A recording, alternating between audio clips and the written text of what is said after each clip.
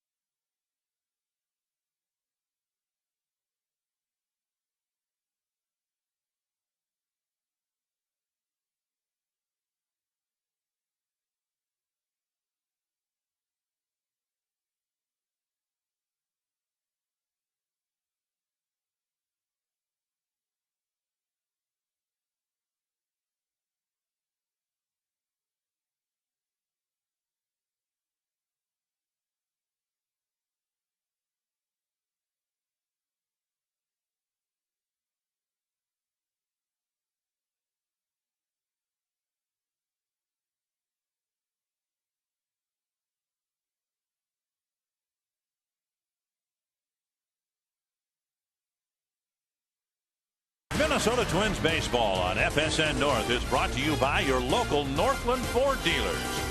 By Menards. Save big money at Menards. By Treasure Island Resort and Casino. Located just minutes south of Hastings, we're closer than you think.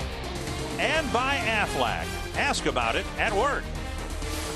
Welcome back to the Metrodome for Twins baseball, where the New York Yankees are in town to kick off the first of a 4-game series. The New York Yankees come to town in last place. Of course, we all know it probably won't end that way come September, but they have struggled against the AL Central. They're 7-11 against the AL Central so far this year after going 30-11 last season. But the guys know the New York Yankees are still one of the elite teams in the league. Especially with the lineup that they throw out there every day. You know, they got future Hall of Famers, they got current All-Stars all throughout the lineup. So whether they're playing well or not playing well, you can't ever go in here and take them lightly. Peter, the American League's leading vote getter for the All-Star game at shortstop, will be in town. We'll see what they can do. Dick and Bert are up next with the first pitch.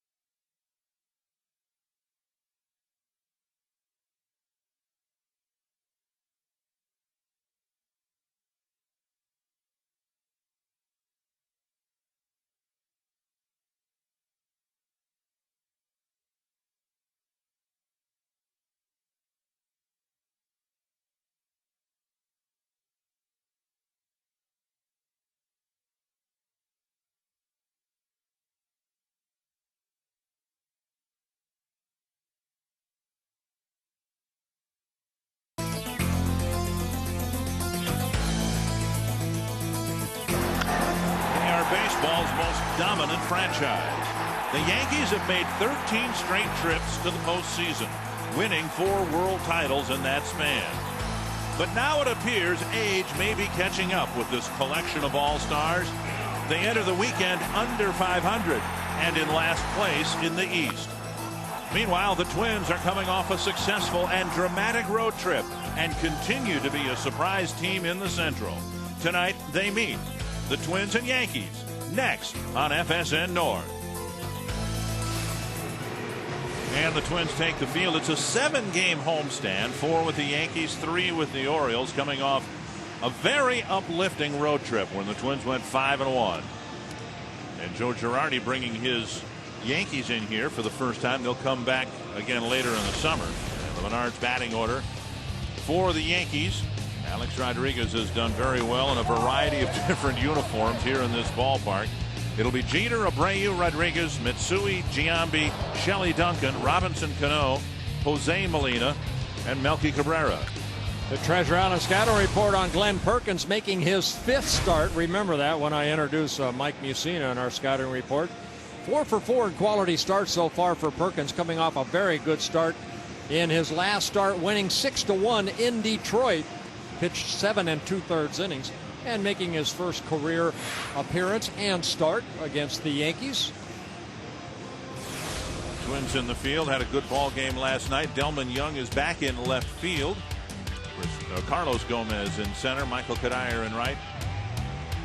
Lamb, Harris, Casilla, Morneau the infield. Maurer behind the plate.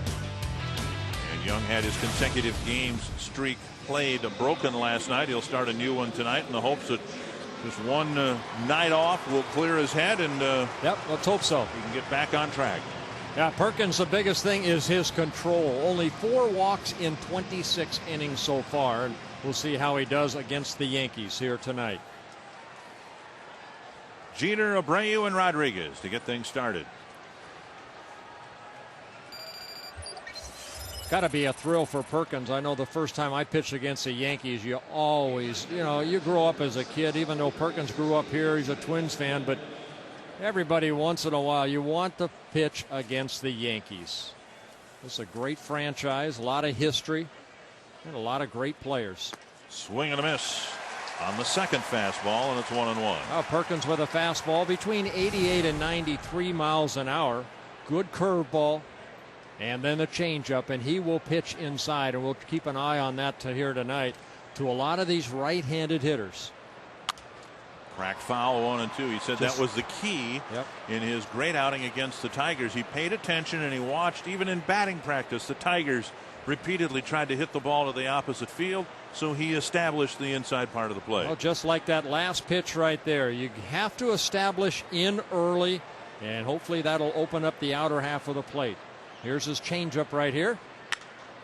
Right back to Perkins. He stays with it and makes the play. 1 down. Hard one hopper back to the mound for the first out. And what set that up was a good fastball in the prior pitch. Jeter, not a very good swing, right back at the pitcher.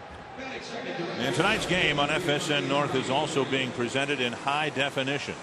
For a complete listing of FSN North HD cable providers, go to foxsports.com, keyword North.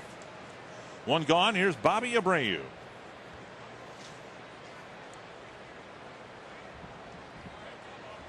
One thing Perkins has been able to do against left-handers, only 2 hits in 16 at-bats against Perkins. Fastball's up high. Opponents hitting just 125 and right-handers hitting 284.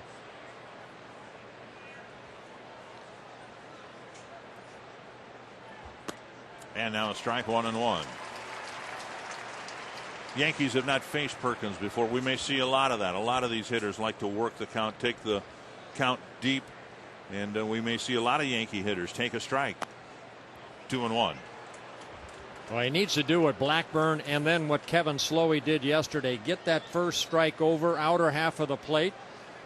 These Yankees have some power, so you don't want to miss in off the get-go. And now 3-1.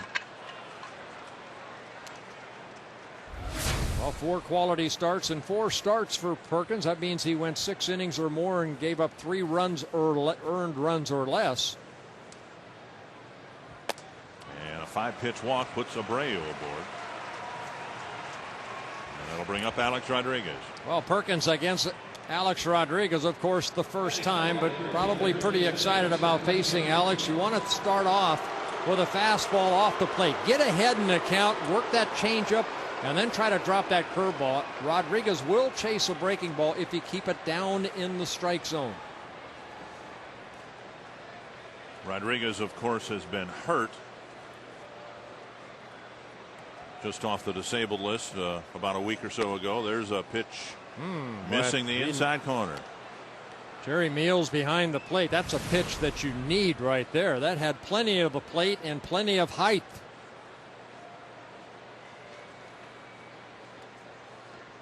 1-0 to Rodriguez.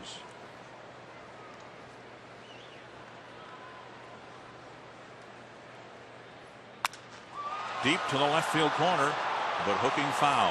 Yeah, changeup just left up a little bit, but Rodriguez way out front. And he cracked his bat in the process. Well, you show him the fastball. Now you show him the changeup. And Rodriguez with that uppercut swing. Right off the end of the bat, but the ball hooks foul. Rodriguez has been out with a quadricep injury, but he typically has gotten off to such great starts the last couple of years for the Yankees. It just seems odd he's not in the top 10 in any of the Triple Crown categories. 1-1. And a throw to first. Yankees not much of a running ball club. 23 stolen bases in 34 attempts. Abreu 3 for 6.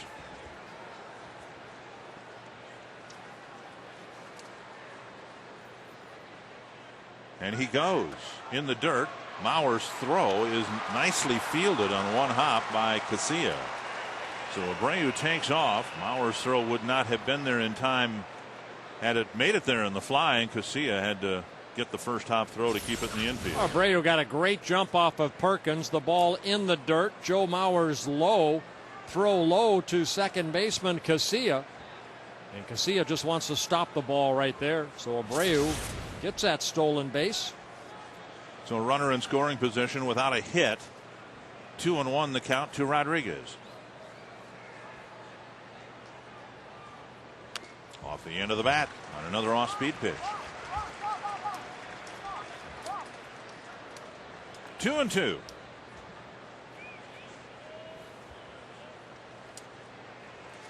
Rodriguez in his 4th season with the Yankees. Came up with the Mariners back in 1994. Spent 7 years there, then 4 years with the Rangers.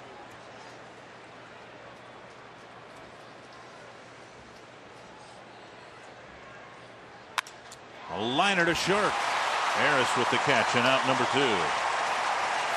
Well, let's take a look, a pitch by pitch. I thought this first pitch was a very good pitch, and you put you in a hole right off the get-go against a very good hitter like Alex Rodriguez. That pitch right there, that has to be a strike.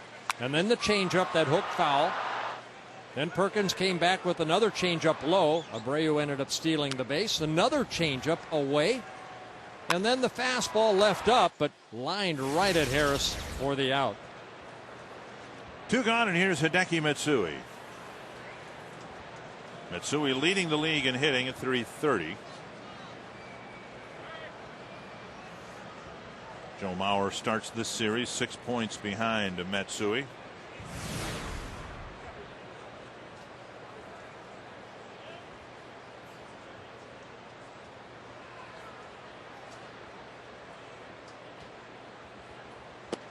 Swing and a miss. So Perkins gets ahead of his first batter with his first pitch. Here's a look at the Firestone batting leaders with Matsui. So many different players have had the lead for a day or two. Yeah, not on that list. Justin Morneau, he's currently 9th in the American League in hitting at .305. You know, we showed Gary Sheffield in Detroit how he moves that bat around. Almost a complete opposite for Matsui. I mean, he is so still with that bat. Not any movement at all. Matsui in his 6th season with the Yankees. 2-time All-Star. And Perkins gets ahead of him 0-2.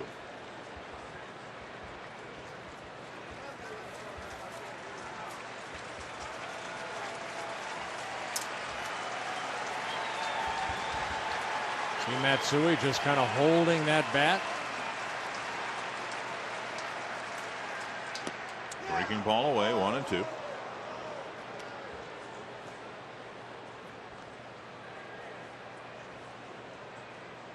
Abreu walked, stole second. And Giambi awaits on deck.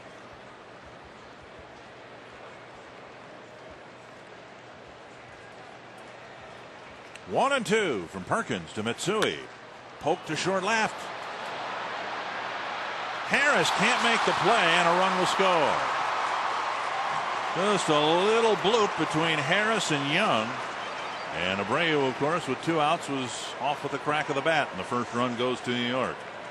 Yeah, that ball hit just in the right spot, right off the end of the bat. Matsui reaching out, and Harris keeps drifting back on it. And the ball just off the tip of his glove, so Matsui picks up an RBI, his 25th of the year, as Abreu scores the first run of the ball game.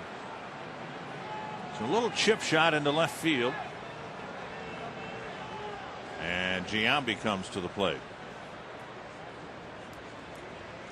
And an exaggerated infield shift. That's Mike Lamb, the third baseman, playing where Harris would normally play. And there's a strike on the outside corner. That's a David Ortiz type of shift right there in the infield. Giambi hitting better. Had nothing to do, he says, with the gold thong that got national publicity. He started growing a mustache. High fly, center field. And Gomez hardly has to move. A hit, a walk, a Yankee run in the top of the first. Let's see, a mustache and a thong. That just doesn't go together.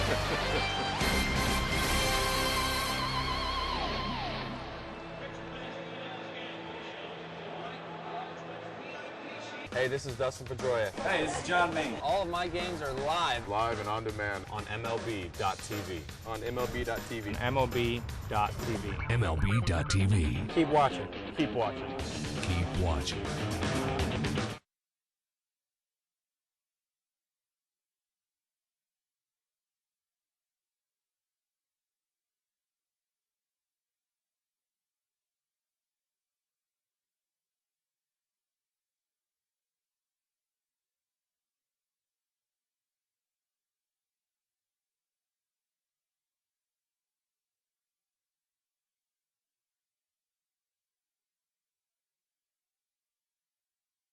Hey, this is Phil Hughes. Hey, this is DJ Upton. And all my games are live on MLB.tv. Live and on demand. On MLB.tv. MLB.tv. MLB.tv. MLB.tv. Keep watching. Keep watching. Keep watching.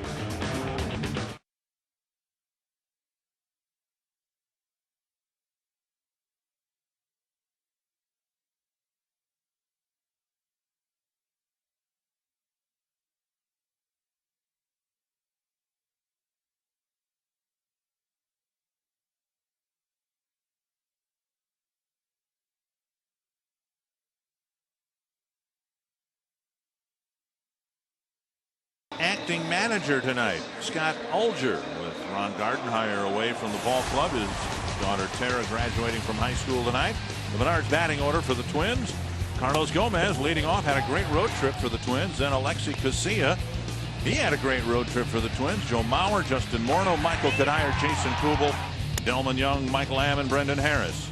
Treasure Island scouting report on Mike Mussina making his 12th start of the year, a 20-game winner in his career against the Twins. And I told you earlier that Perkins making his 5th major league start.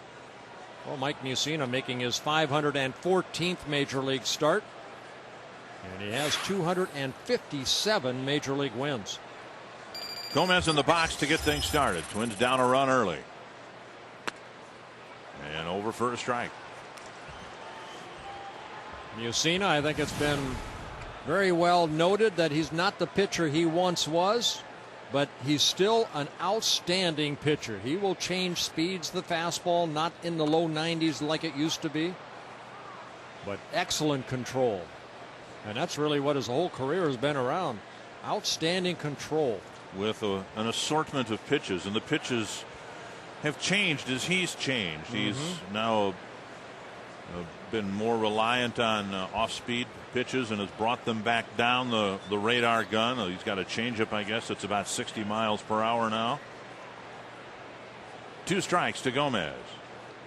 See Jose Molina wanting that curveball down, and it stayed up, and that maybe that knuckle curveball. And in 3 pitches, he gets Gomez out on strikes. See, Molina wants that pitch down, but still, Gomez just frozen right there. You saw the reaction of Gomez. So 1 gone, and here's Alexi Casilla.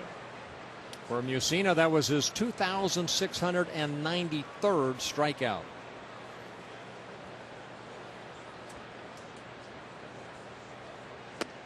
There's a curve over. 67-mile-an-hour breaking ball by Mussina, 39 years old, in his 8th season with the Yankees after pitching 10 seasons with the Baltimore Orioles.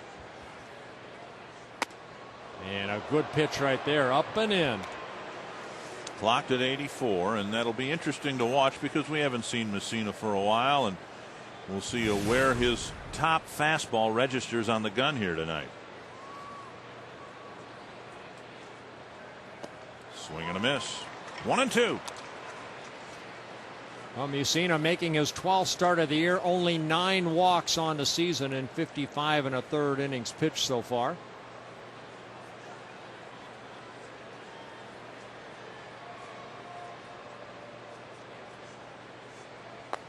Breaking ball misses, and it's 2-2. Well, you see what they tried to do with that. Now that what Mussina's all about. He threw that curveball down and in, and then you saw Molina, the catcher, sit outer half, and he wanted to backdoor that curveball. Going to go back inside with a fastball. And Casilla lines it foul. See a lot of movement, almost the Nick Blackburn type fastball on the inner half of the plate. He'll start it right at you and bring it over the inner half of the plate. And that's the pitch that the people who've watched the Yankees this year say that he's really perfected that pitch. Breaking ball up and away, 3-2. Well, he's won 10 or more ball games at the major league level for 16 consecutive seasons since 1992. An American League record.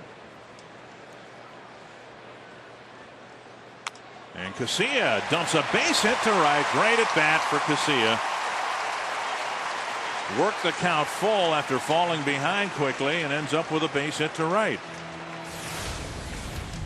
Northland Ford to defense for the Yankees. Molina's been very good at shutting down the running game in his career. Rodriguez, Jeter, Cano, Duncan around the infield. Abreu, Cabrera, and Matsui in the outfield. And Mussina, since we're mentioning the Yankee defense, a multi-Rawlings Gold Glove winner on the mound. Yeah, he's won 6 Rawlings Gold Gloves, so very good at fielding his position. Here's Mauer.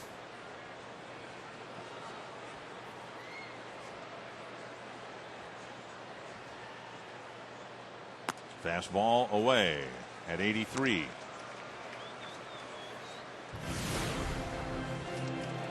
Bauer hitless in 6 at-bats in his career against Mussina.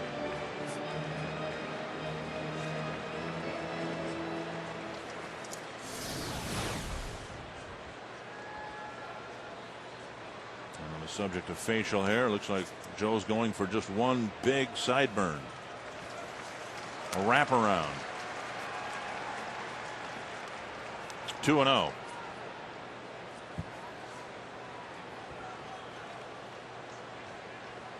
And if he gets a couple of hits and if the Twins win tonight, it'll be a day longer tomorrow, I'll bet you.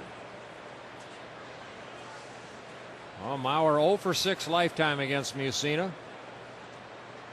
2-0. And outside 3-0.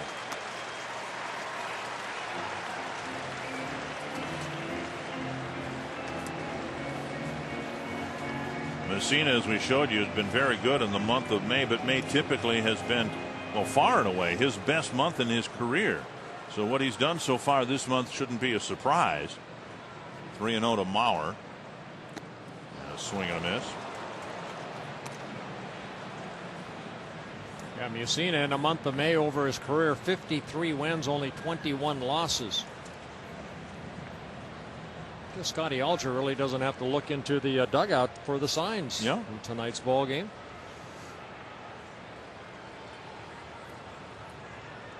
Three and 1 to Mauer with the speedy Casilla at first. And a walk will advance Casilla to second base.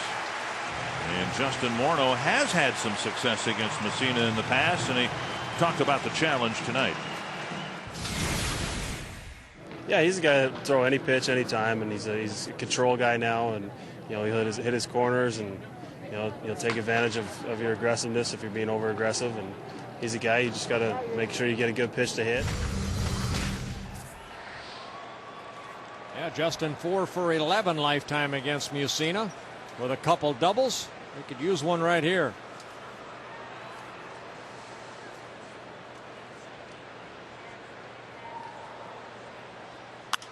Fouled away, back into the seats, 1 strike.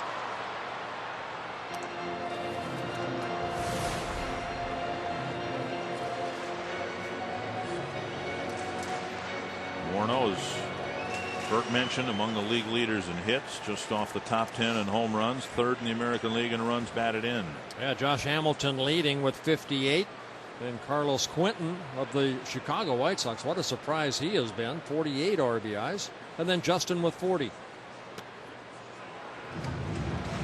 Taken for a strike. 2 strikes now to Morneau. Mussina also a 5-time American League All-Star. And I don't know if Molina behind the plate have enough fingers on his right hand to put down when Mussina is on the mound.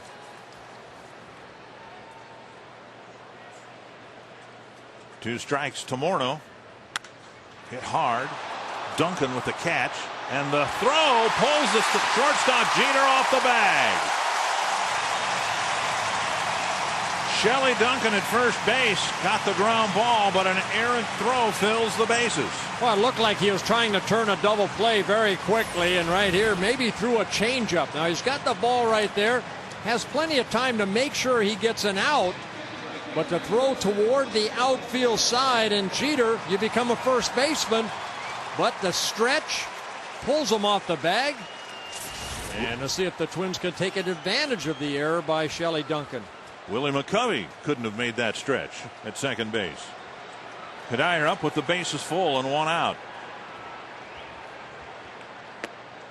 And a first pitch strike to Kadire.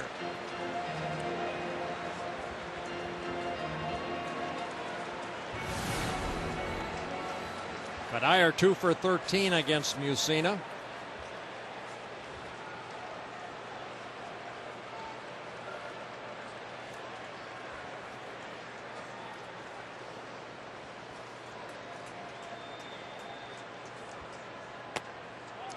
One and one. Ron Coomer, the Twins have been guilty of not turning double plays, and now the Yankees early on tonight.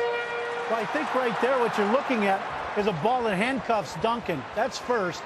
But then the great play is made by Joe Mauer. When he knows the ball's hit behind him, instead of running straight to second base, he ran way outside the baseline in the throwing lane. And that caused Duncan, when he come up to see Jeter, he couldn't throw it to Jeter. He had to throw it in the right field side. Kadire leaks one to left, a base hit just beyond the reach of Rodriguez, and the game is tied. And it looked like Rodriguez might have been able to make a play on that ground ball, and another double play possibility that doesn't work out for New York. Yeah, just as you see the slow breaking ball, Kadire way out front, and the ball skips past Rodriguez. You see Rodriguez playing off the line, and I think the ball got by him a little bit quicker than he anticipated.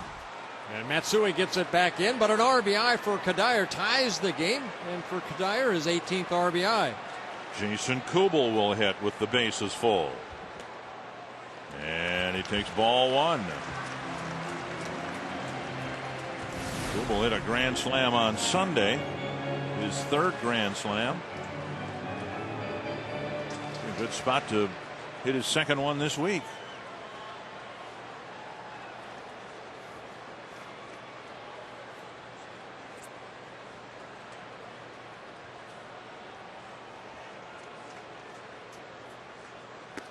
And a curve over the outside corner. 1-1.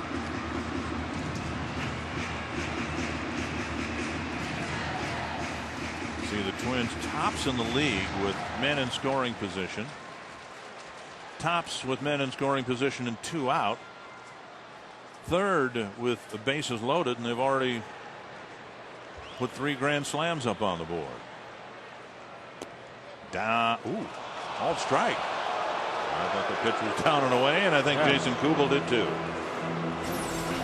Let's take a look at the pitch right here, and I'll tell you what, Jerry Meals, he's been behind the plate before in some of the games that we've telecast, and to me he is very inconsistent. So 1-2 to Kubel.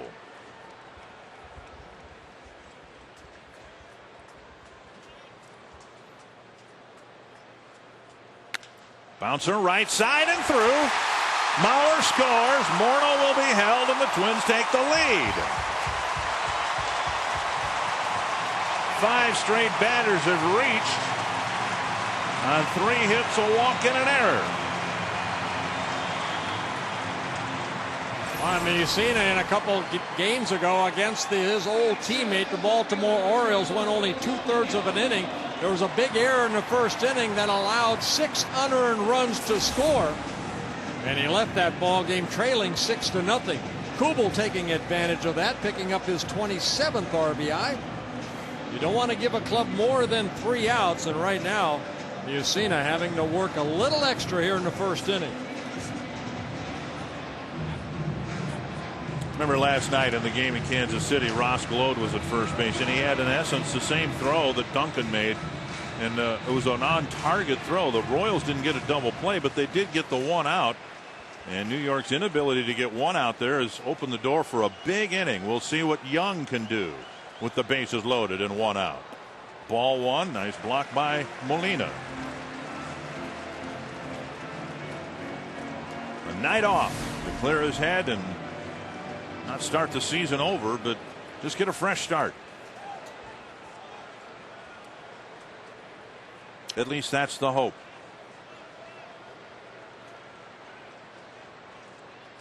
Liner into center field. Morneau scores. Cuddyer had to start back toward the second base bag in case the second baseman Cano made the catch, but a sharp RBI single for Delmon Young. Yeah, Twins doing a little station to station right here. Hit right back up the middle, right off the end of the bat. But you're right, Cuddyer has to stay at second base. Cano, he reaches for it. Once it gets by him, he can take off. But the ball hit so sharply to Cabrera in center field. And Delmon Young picking up an RBI, his 15th of the year, as Justin Morneau scores the 3rd run of the inning. 6 straight batters have reached, and now Mike Lamb.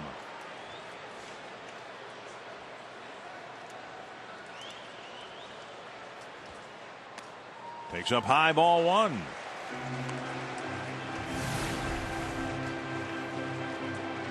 Lamb has probably had the most success against Mike Mussina. 6 hits in 16 at bats, with a home run against Moose.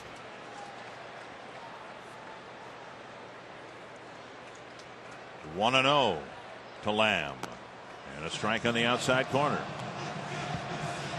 You mentioned Mussina's start 2 starts ago. Then in his last start, he beat the Mariners, but went just 5 innings, gave up 7 hits and 4 earned runs, and gave up a couple of home runs.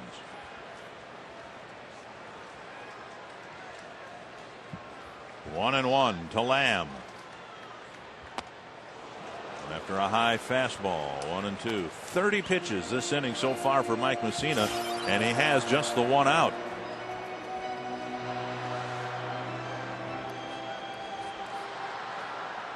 Not the strike to ball ratio you would like.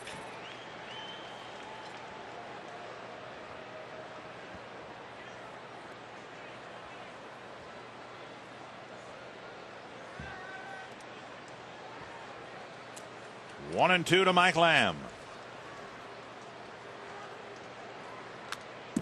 Lamb got a piece. Fastball seems to be topping out at 85. Well, if you watch Mussina, he'll give you different arm angles too. He won't be, he'll try straight over the top. He'll drop 3/4, sometimes sidearm.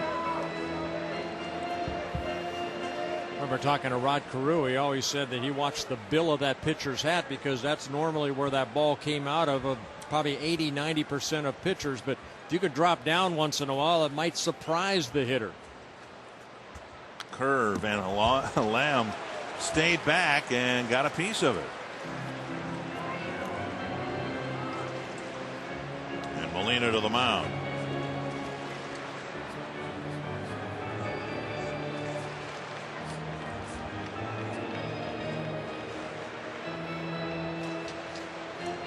This rally, this 3-run inning, maybe more, all started with a great at bat by Alexi Casilla, who fell behind 0-2. Worked the count full and dumped a base hit to right field. And a good walk, who Mussina doesn't walk too many batters, to Joe Mauer. Tapper foul, and another good pitch wasted by Lamb.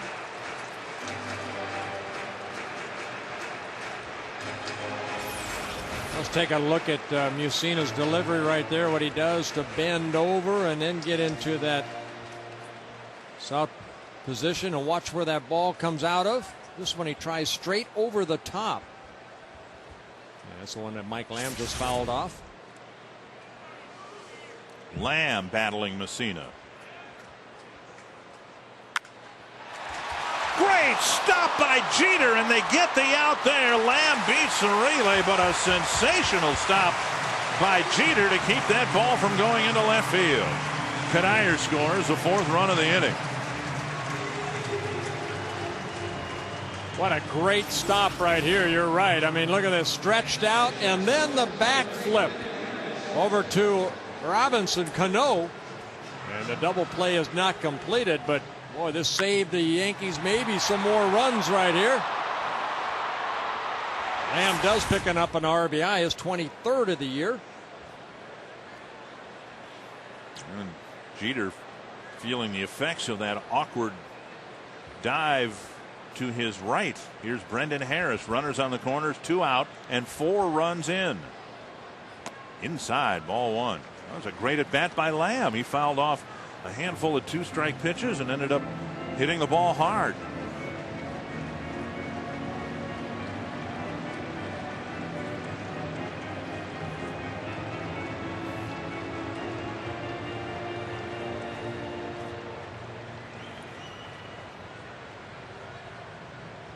One and 0 to Harris.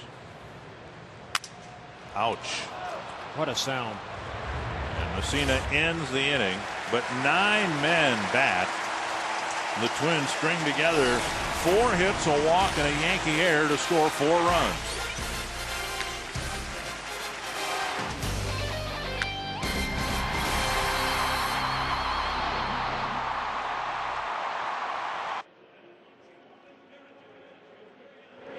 Hey, this is BJ Ryan. Hey, this is Justin Morneau. And all my games are live Live and on demand. on MLB.tv. MLB.tv. MLB.tv. MLB.tv. Keep watching.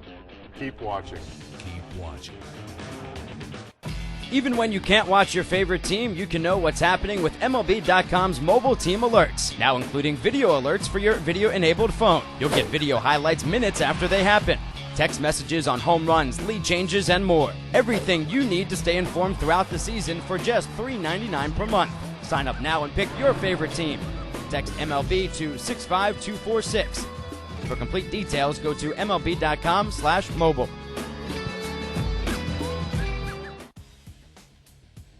I'm Ashley Russell. Join me each day for a daily dose of top sports news. With scores, polls, and the latest highlights, the Yahoo Sports Minute keeps you up to date and in the know in no time flat. Watch the Yahoo Sports Minute each day on Yahoo Sports. Welcome to the new and improved MLB.com. Experience the game like never before with MLB.com's Game Day.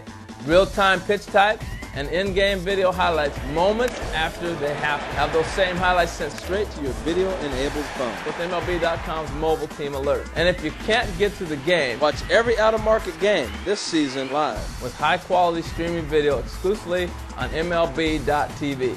Only on MLB.com, where baseball is always on. Hey, this is Victor Martinez.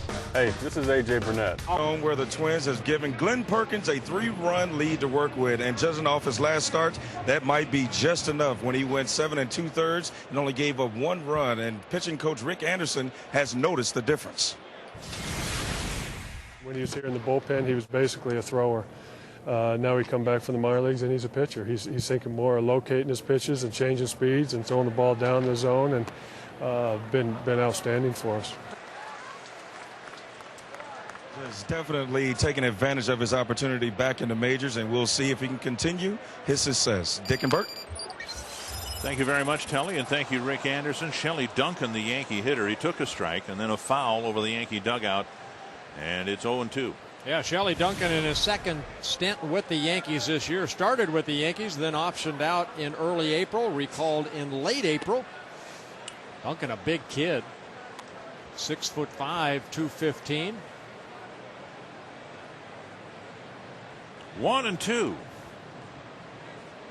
Shelley Duncan, and that one's hooked foul. Duncan, of course, from the great Duncan baseball family. Dave, the pitching coach with Tony La Russa, now in St. Louis. Before that, with Oakland, and Chris Duncan was sent down today by the Cardinals. Yeah, Dave Duncan was my pitching coach when I was with the Cleveland Indians. Is that right? Yeah. Where was Tony La Russa? Hey, they weren't. This is before they hooked up in Oakland. Dave Duncan, of course, a former catcher, but very good pitching coach, if not one of the best in baseball. Wrapped to third. Lamb sets and fires. Duncan retired, one away.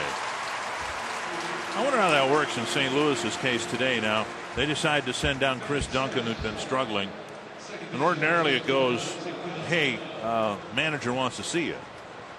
Maybe in that case is, hey, your dad wants to see you. Yeah.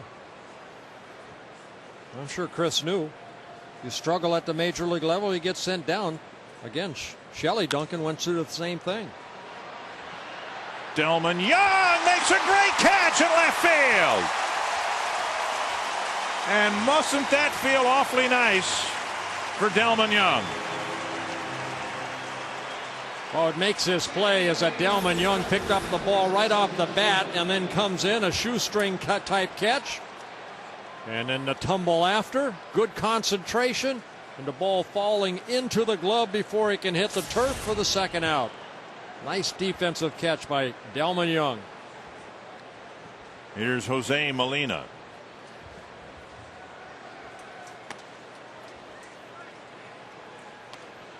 Twins are expecting a crowd of about 36,000 here tonight, and probably safe to say that just about everybody who's here tonight saw what happened in Kansas City the other night. And Delman Young with a nice catch in his first chance here in the beginning of this 7-game homestand. Well, the Yankees missed Jorge Posada, currently on a disabled list. Molina doing most of the catching. And former Twin Chad Moeller, the backup catcher here for the Yankees. But Molina gets a base hit. The Yankees get their second hit of the ball game. They hope to get Posada back in a couple of weeks, middle of June maybe. Yeah, Posada out with that sore right shoulder. A couple of flares for hits for the Yankees, and now Melky Cabrera will hit.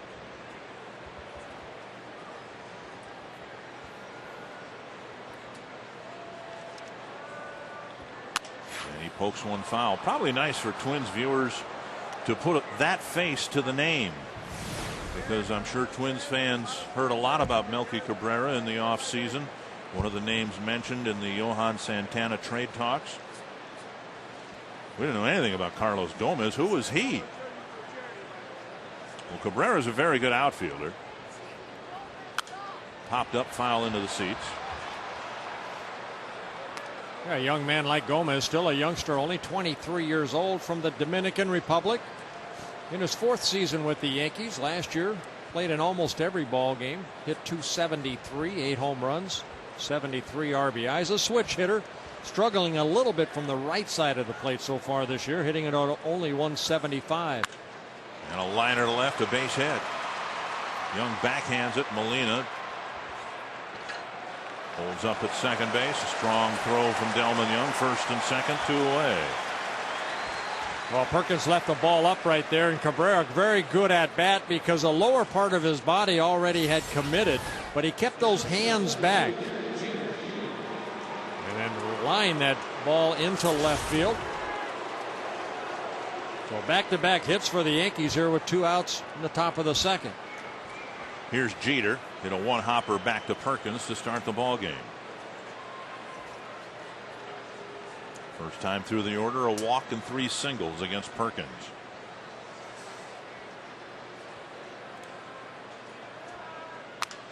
Roller to third. Lamb has it. To Morneau on a close play. Jeter retired. The Yankees get a couple of 2-out hits. Leave a couple of runners aboard, and the Twins still lead 4-1.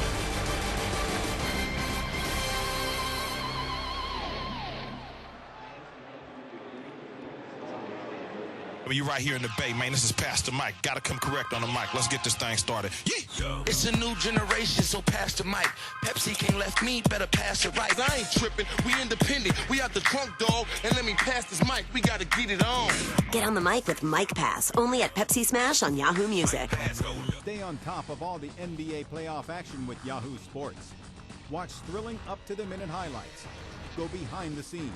You have a chance to put a team away in a game, you got to do it, especially in the playoffs. And get expert analysis. This is a huge series right here because these are two teams that if they get by each other have a legitimate shot to win it all. This spring, don't miss your shot to stay up to date with daily coverage of the NBA playoffs on Yahoo Sports.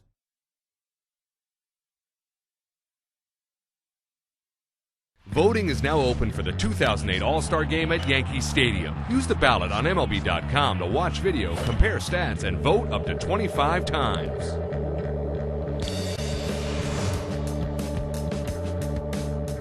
Hey, this is Curtis Cranston. Hey, this is Adam Dunn.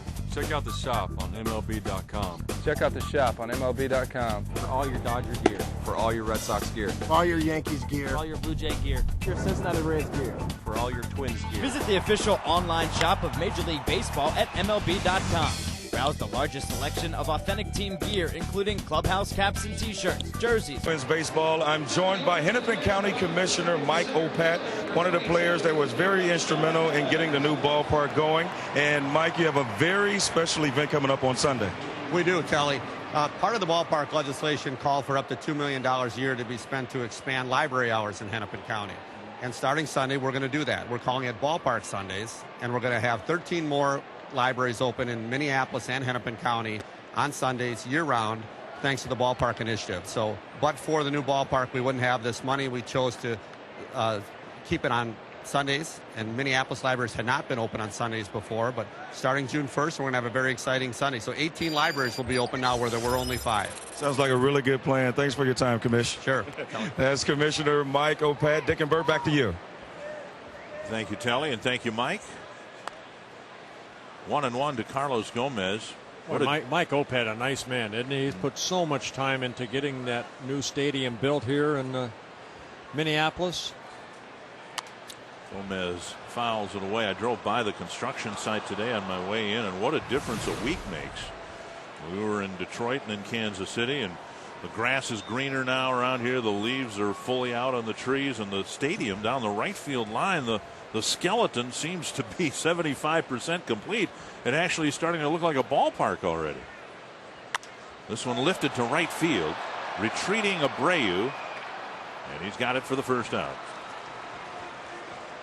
One gone in the second inning. It's click it or ticket time. Buckle up. Text message your comments and questions to our broadcast at 74499. Give us your name and city, and we'll answer them if we can in the game or in the post game. One gone, and here's Alexi Casilla. Talk so often about a leadoff man and how he can set the tone for an inning. And in Gomez and Casilla, the Twins, in essence, have two leadoff men. And Gomez didn't get it done in the first inning, but Casilla did with a great at bat, a base hit, and by inning's end, the Twins had 4 runs. And now to left, Matsui retreating, and it's over his head and into the seats. A ground rule double for Casilla. Pulling an off-speed pitch for a base hit to right, and hitting the fastball to left. I tell you what, ever since Casilla got called up on May 10th from Rochester, he has been a hitting machine. Fastball just goes with it. Matsui playing pretty shallow. The ball ends up getting over his head and bouncing into the stands for a ground rule double. For Casilla, his 3rd double of the year. He came into the ball game hitting at .326. Already 2 for 2. And now Mauer drew a walk and scored last inning.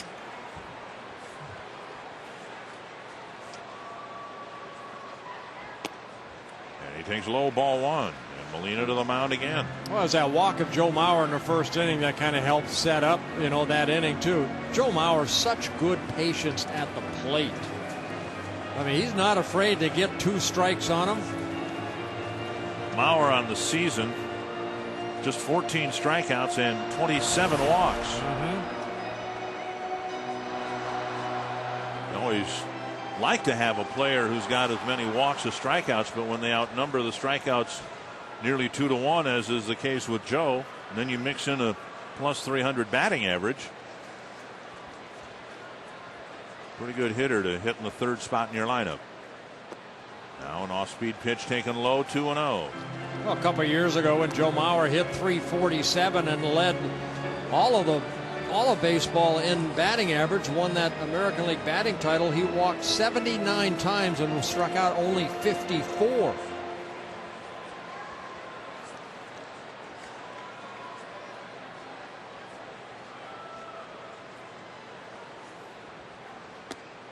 And he shaves the outside corner, 2-1.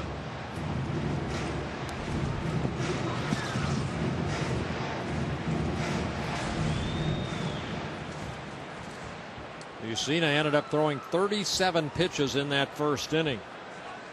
Twins sent 9 men to the plate. 2-1. And now 3-1. Yeah, and that's the type of pitcher Mussina is now. He won't give in on 3-1. He's not going to lay a cookie down there for Joe Mauer. He's going to continue to try to hit his spots. And that's what's amazing about Mussina coming into the ballgame. 9 walks in 11 starts. He's transitioning from a hard throwing pitcher to a soft throwing pitcher. That's to left. And Matsui retreats here to make the catch. And Casilla retreats. Ron Coomer, you have to be seeing that already, the patience that they've had against Mussina. Yeah, the patience has been outstanding so far. And what Mike likes to do is he likes to pitch around the strike zone, guys.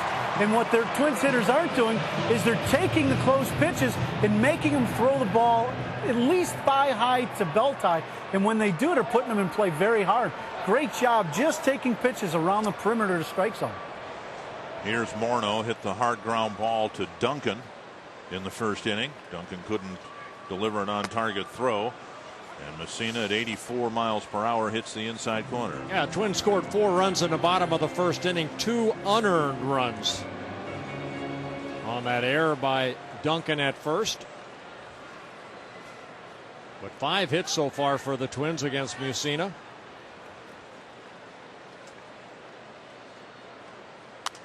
Fouled away.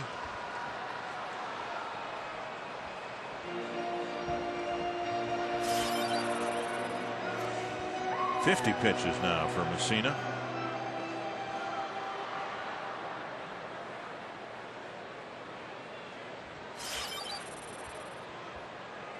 Twins trying to take advantage of the 1-out double by Casilla.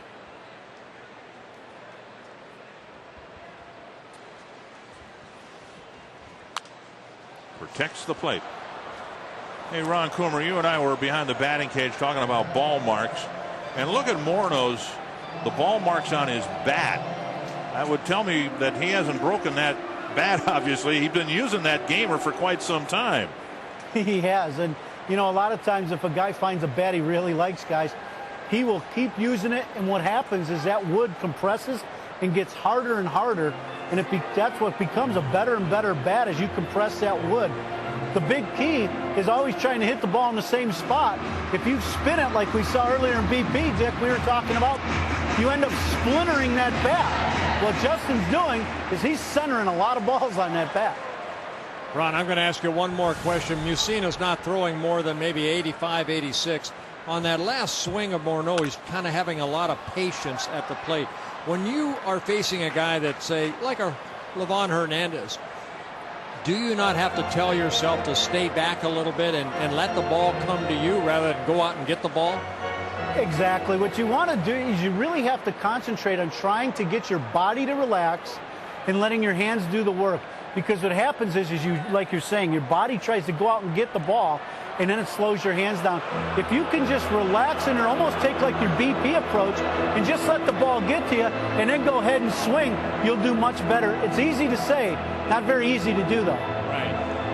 I think Mussina and Molina have talked about as much as you and I have here tonight. Well, you want to make sure you're on the right page, and Molina and Mussina making sure with the runner at second base, maybe what sign they're using or what they want to do here. Morneau lifts it to left center field, and Melky Cabrera comes over to make the catch. A double for Casilla. He's left at second base, and it's still 4-1.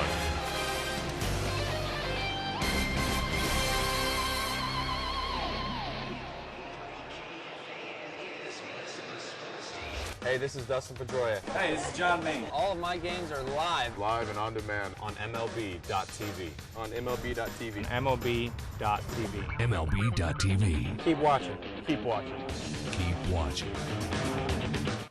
Even when you can't watch your favorite team, you can know what's happening with MLB.com's mobile team alerts, now including video alerts for your video-enabled phone. You'll get video highlights minutes after they happen, text messages on home runs, lead changes, and more. Everything you need to stay informed throughout the season for just $3.99 per month.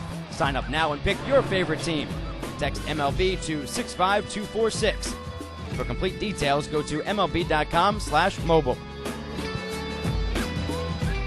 Hey, this is Phil Hughes. Hey, this is DJ Upton. And all my games are live on MLB.tv. Live and on demand on MLB.tv. MLB.tv. MLB.tv. MLB.tv. Keep watching. Keep watching. Welcome to the new and improved MLB.com. Experience the game like never before with MLB.com's Game Day. Real-time pitch type and in-game video highlights moments after they happen. Have those same highlights sent straight to your video-enabled phone with MLB.com's mobile team alert. And if you can't get to the game, watch every out-of-market game this season live with high-quality streaming video exclusively on MLB.tv. Only on MLB.com, where baseball is always on. Hey, this is James Shields. Hey, this is Victor Martinez. And all my games are live and on demand on MLB.tv. MLB.tv. Baseball on FSN North is brought to you by Jeep. Have fun out there. And by Grand Casino Mille Lacs and Grand Casino Hinckley. What's your Grand Casino story? Good start for the Twins and Glenn Perkins. He did give up a run in the first inning. And gave up a couple of hits in the second. Now in the third, it's the guy who scored the Yankee run, Hideki Matsui. Bobby Abreu will be followed by Alex Rodriguez and then Matsui, who drove in the first run. One strike.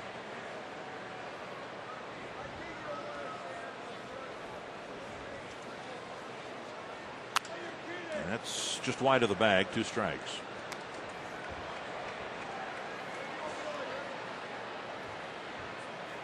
Abreu walked, stole second, and then scored on Matsui's chip shot to left field.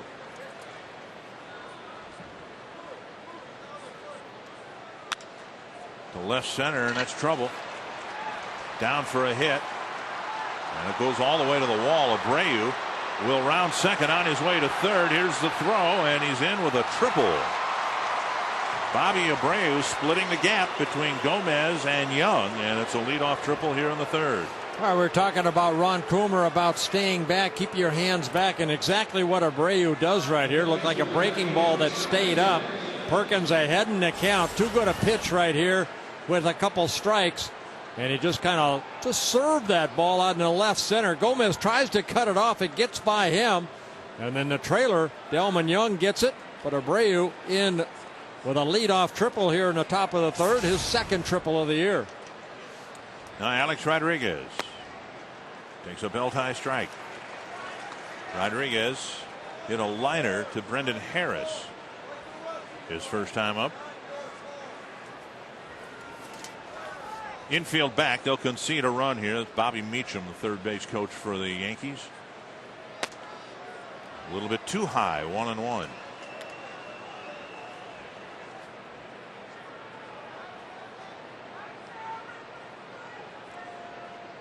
See the infield and the outfield for that matter. Everybody playing back with Rodriguez at the plate. 1-2.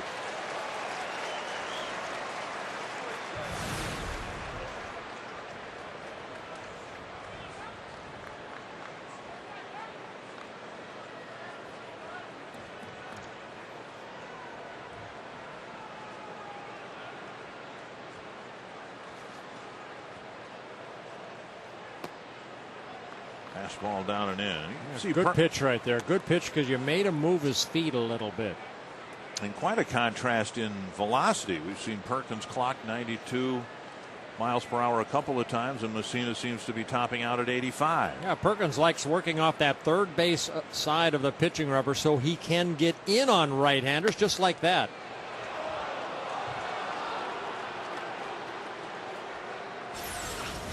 Another good pitch. Watch Joe Mauer sit inside. And maybe a little bit inside. Joe kind of held it there for a second.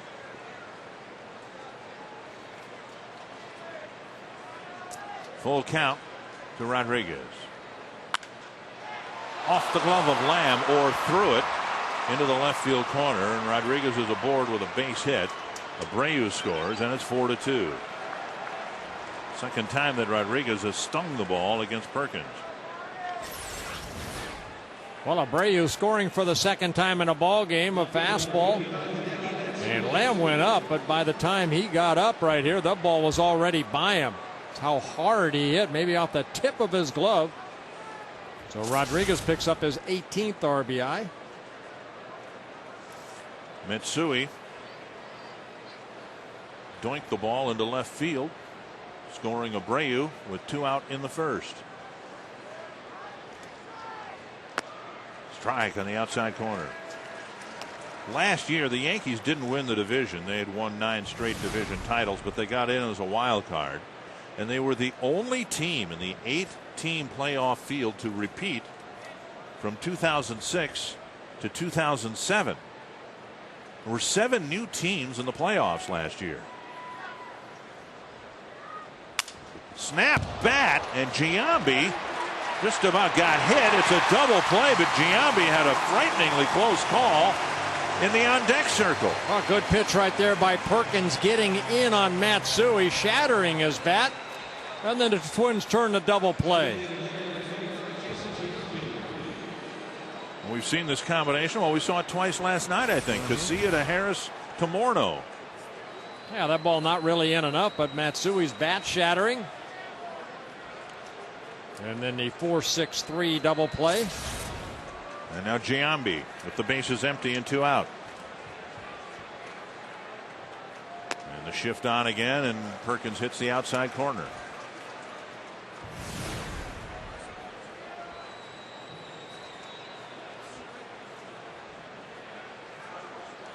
Curve hit hard to the right field corner. Down for a hit, a high hop, and Giambi's going to try for 2. Not a good idea.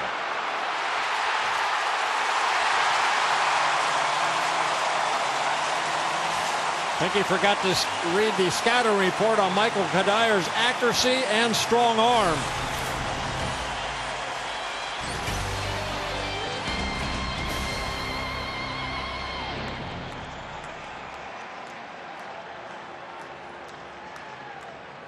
You right here in the Bay, man. This is Pastor Mike. Gotta come correct on the mic. Let's get this thing started. Yeah. It's a new generation, so pass the mic. Pepsi can't left me, better pass it right. I ain't tripping, we independent. We out the trunk, dog, and let me pass this mic. We gotta get it on. Get on the mic with Mike Pass, only at Pepsi Smash on Yahoo Music.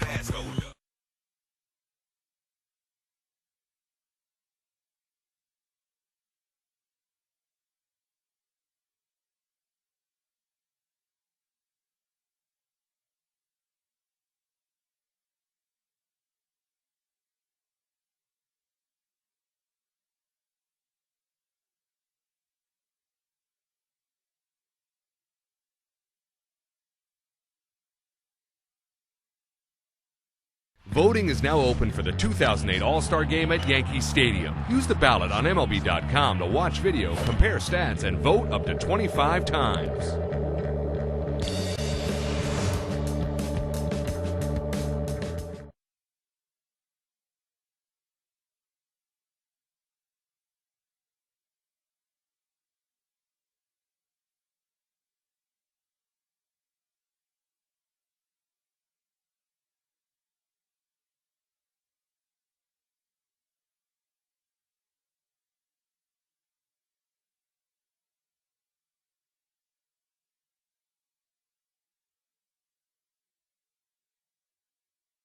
Hey, this is Dustin Pedroia. Hey, this is John Maine. All of my games are live. Live and on demand. On MLB.tv. On MLB.tv. Michael Kadir made the strong throw from right field to retire Giambi at second. He'll lead off the bottom of the third. Facing Mike Messina. And a first pitch strike. Kadir with an RBI single in the first inning.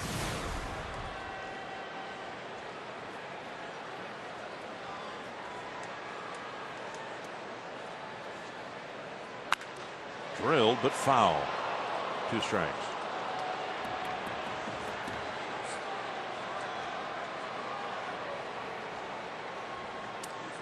One thing the Twins outfielders do, they have outstanding arms. Saw Kadyr's great throw. Gomez out in center, outstanding arm, and Delman Young in left, an outstanding arm.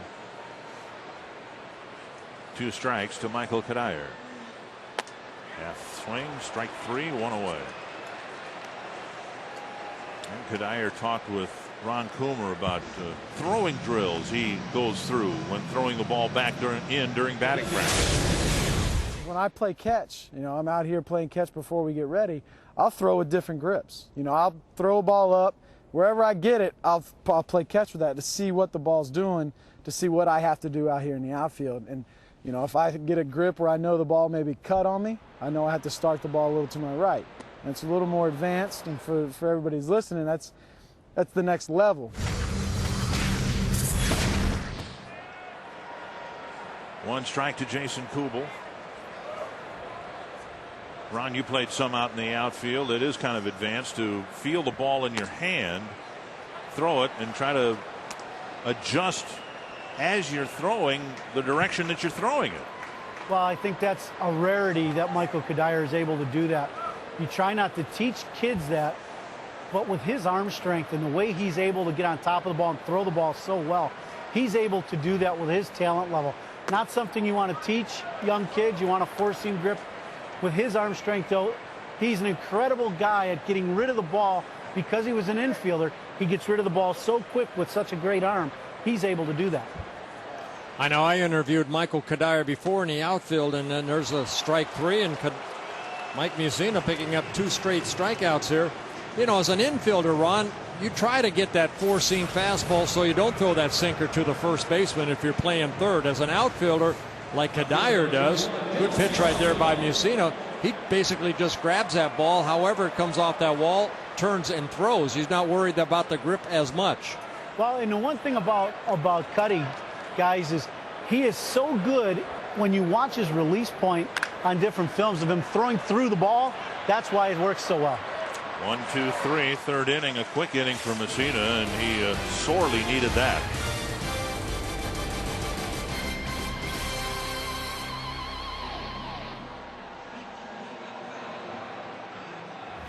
Hey, this is Phil Hughes. Hey, this is BJ Upton. And all my games are live on MLB.tv. Live and on demand on MLB.tv. MLB.tv. MLB.tv. MLB.tv. Keep watching. Keep watching. Keep watching.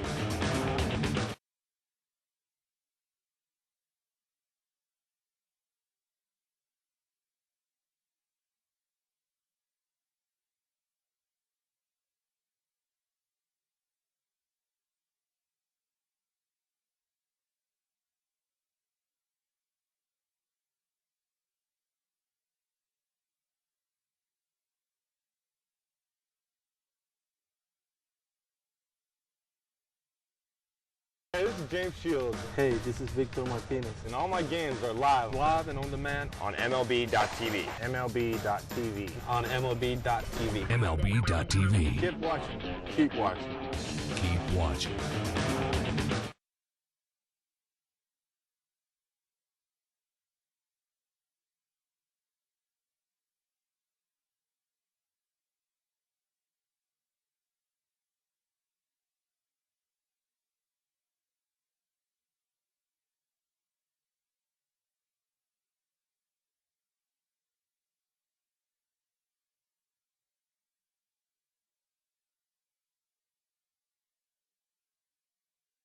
Hey, this is BJ Ron. Hey, this is Justin Morrow. And all my games are live And on demand on MLB.tv.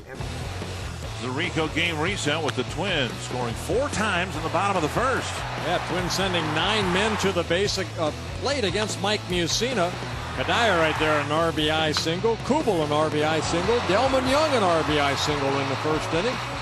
But the Yankees are going to keep fighting back. Bobby Abreu with a leadoff triple in the third, and then an RBI single by Rodriguez. Makes it a 4-2 ball game. Shelley Duncan will lead off the 4th.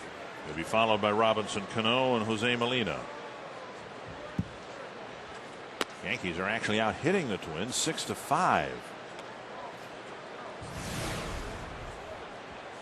3 hits. Perkins actually just retired 1 batter in the 3rd inning. That's a big double play by off the bat of Matsui. 2-1.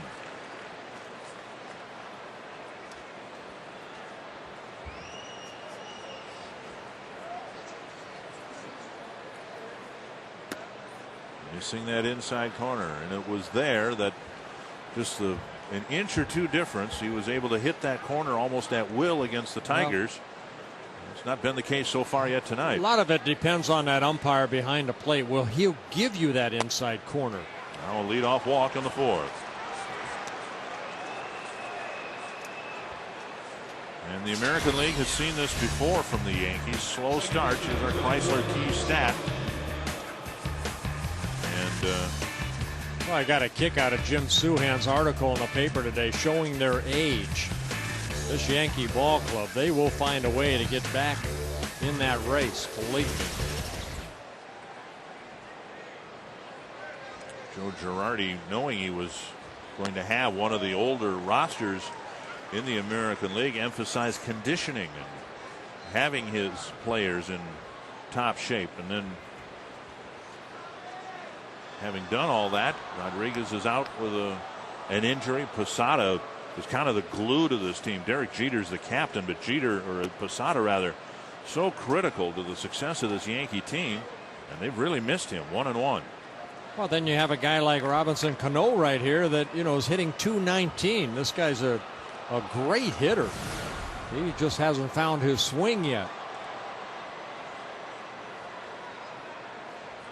Hit a sinking liner grabbed by Delman Young in the 2nd inning.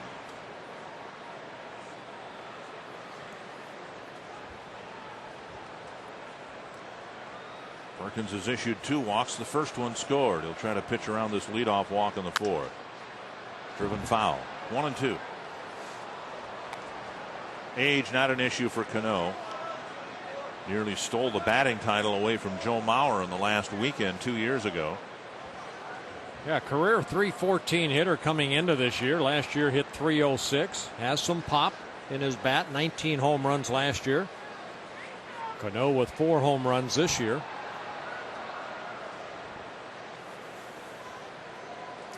1-2. Chop, and Lamb can't catch it. And Cano chops one into left field for a single, 1st and 2nd. And nobody out. Molina coming to the plate.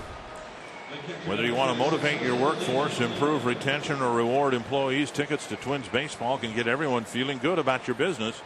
Twins season tickets are still available. Call 800-33-TWINS today to select the ticket plan that's right for your business. Yeah, Molina looking down at Bobby Meacham, the third base coach, as he went through a set of signs. Twins may be looking for the bunt here as Mike Lamb gives the sign to Perkins. Molina singled his first time up. Molina has 2 sacrifices on the year. Jabbed at, throw to second. Safe, just barely getting back was Shelley Duncan. Always tough as a second base runner when that guy at the plate kind of jabs at it and you don't know if that ball is going to be bunted or not. And Duncan diving back into the bag, just getting back safely. That 6'5" frame. Good call by second base umpire Chris Tiller. 1 strike to Molina.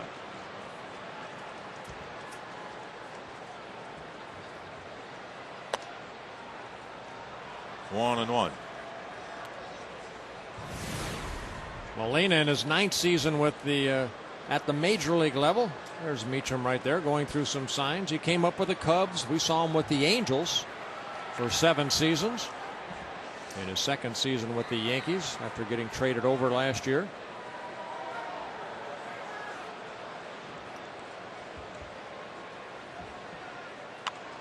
Good bunt.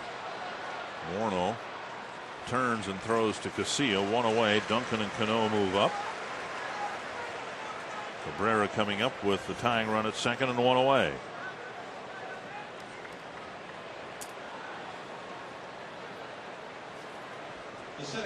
Cabrera singled his first time up.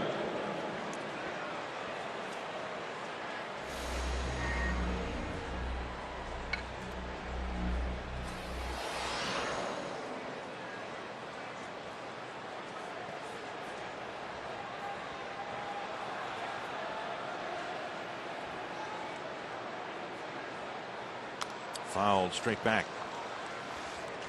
Well, Perkins so far 2 walks in a ball game, no strikeouts. In his last start against the Tigers, he had 4 strikeouts in 7 2/3 innings. A season high 6 strikeouts back here against the Toronto Blue Jays back on the 15th of May. 1 strike to Cabrera. And a liner that'll tie the game. Gomez cuts it off, and Cabrera will hold up with a 2-run single. And it's 4 apiece. Well, it looks like Perkins just getting the ball up a little bit here. The Yankees 8 hits in the ball game already. You see Cabrera, quick wrist right there, lines it in the left center. Duncan and Cano score. We have a tie ball game. Cabrera driving in a couple of runs to tie the game up. He's hitting 9th in the Yankee lineup, but he's been in there on a regular basis and he's been healthy. The other 2 names prominently mentioned in the Santana trade talks are both on the disabled list, and before they got there, they were very ineffective. A combined 0-7 and an ERA in excess of 8. That's why the Yankees are looking at Mike Mussina, Andy Pettit, and Ching-Ming Wong to really kind of carry that pitching staff. They had hoped that Kennedy and Hughes would be 2 of the mainstays in their rotation. Instead, they're on the DL. And they're transitioning Jabba Chamberlain into a starting pitcher, and he will make his first start for the Yankees not here on Monday, but on Tuesday. Here's Jeter. Ball 1.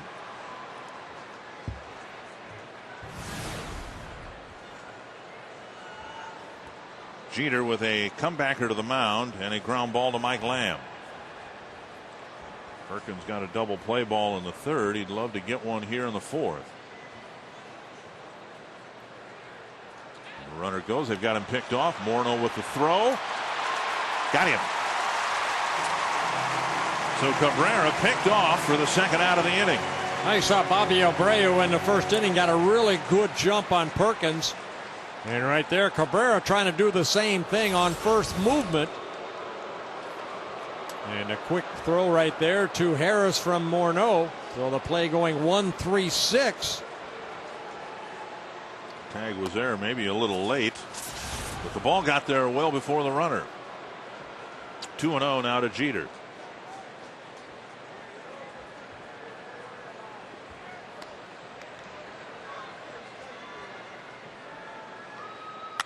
Popped up right field, and Kadire in his tracks almost catches the 3rd out.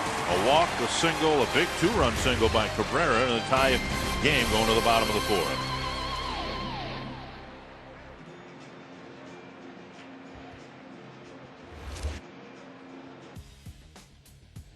I'm Ashley Russell. Join me each day for a daily dose of top sports news. With scores, polls, and the latest highlights, the Yahoo Sports Minute keeps you up to date and in the know in no time flat. Watch the Yahoo Sports Minute each day on Yahoo Sports. Willie Mays, September 22nd, 1969, 600. Babe Ruth, August 21st, 1931, 600. Hank Aaron, April 27th, 1971, 600. Ken Griffey Jr., keep watching. Hey, this is Victor Martinez. Hey, this is AJ Burnett. All my games are live and on demand on MLB.tv. MLB.tv. MLB.tv. MLB.tv. Keep watching. Keep watching. Keep watching.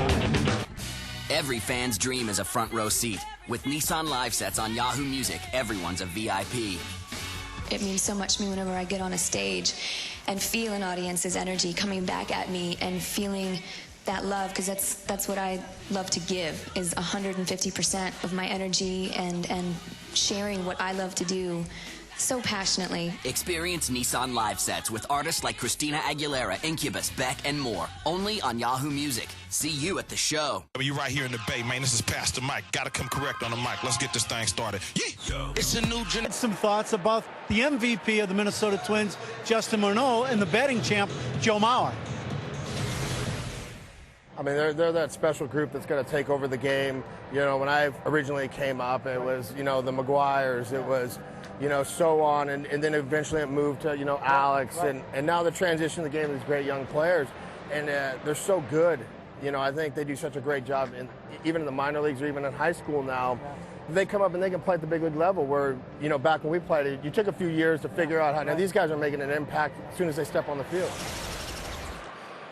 On Monday, you'll be able to see that interview entirely at 5:30 on Quest Twins Live. Back to you guys upstairs. Thank you, Coombe.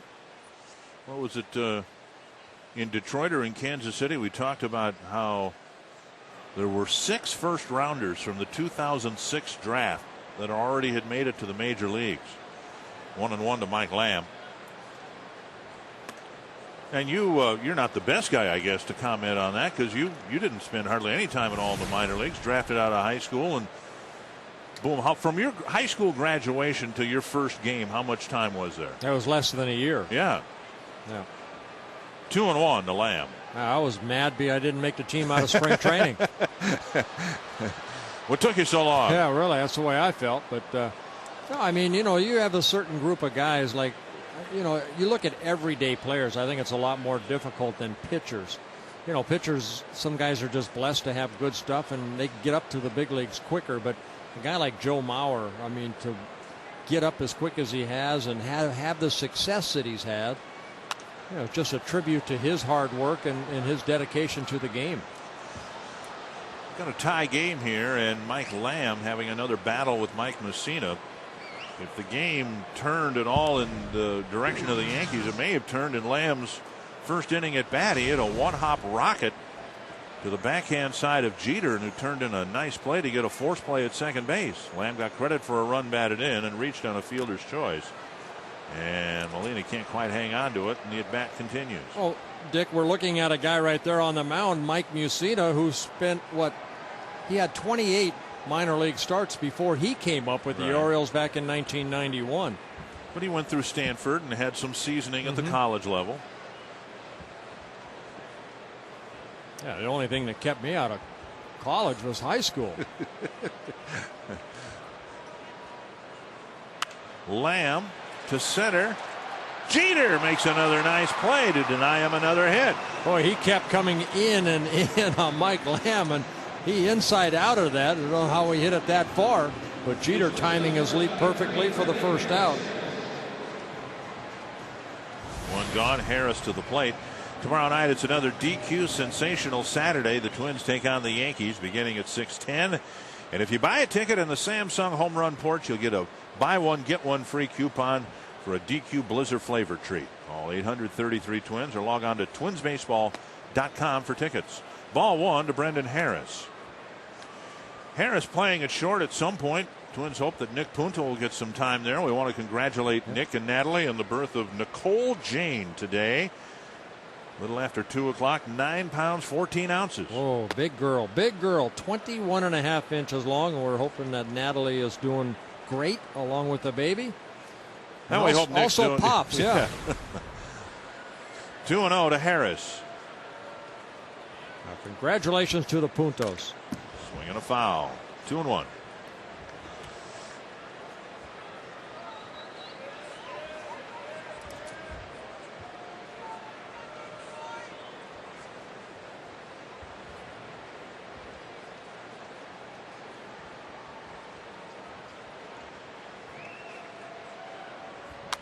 Poke foul. 2-2. Used to be, if Messina's team scored 4 runs, you just put it in the loss column. Well, the Twins have handled Messina quite a bit better over the last few years. And in tonight's game, they actually had a lead of 4-1 before the Yankees came back.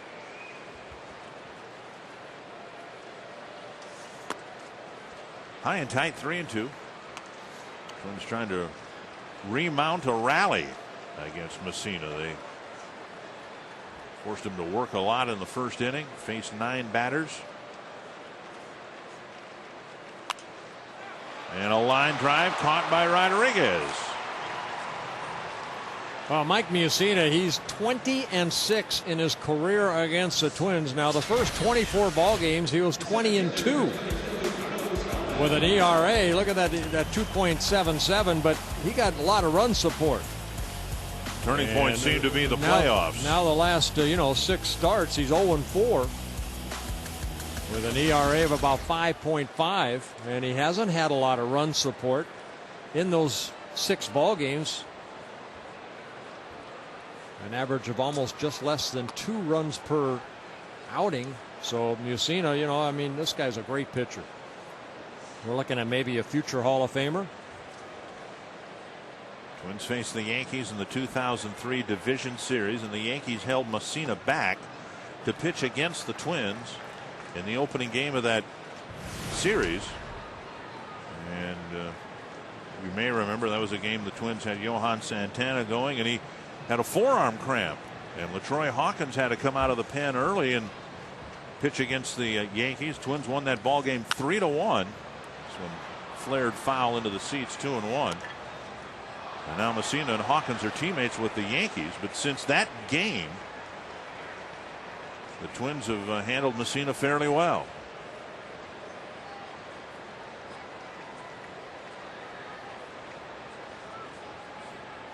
Two and 1 to Carlos Gomez.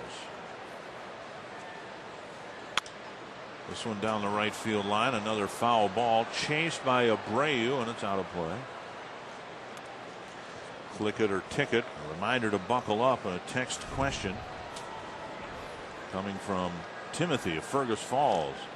Does Mike Mussina have Hall of Fame numbers? Well, I tell you what, I mean, I think he does. He's got numbers like Jack Morris. He has 257 career wins, only 148 losses, just over 500 career starts, 57 complete games, and he has, I believe, 23 career shutouts. Gomez hooks this one foul. 257 wins. The guy next on the list, Ted Lyons, 260. He's in the Hall of Fame. Red Faber with 254 is in the Hall of Fame. Carl Hubble, 253 in the Hall of Fame. Bob Gibson, just 251 wins, but Gibson was dominant, more dominant than Mussina's been in his time. Inside 3-2. I guess I would build a case for Mussina going to the Hall of Fame. He's had a great supporting cast on all the teams that he's been with. He was with the Orioles when they were good.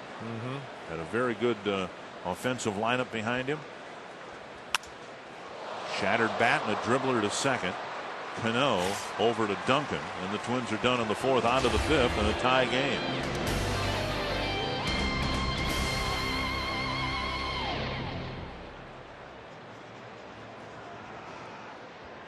Voting is now open for the 2008 All-Star Game at Yankee Stadium. Use the ballot on MLB.com to watch video, compare stats, and vote up to 25 times.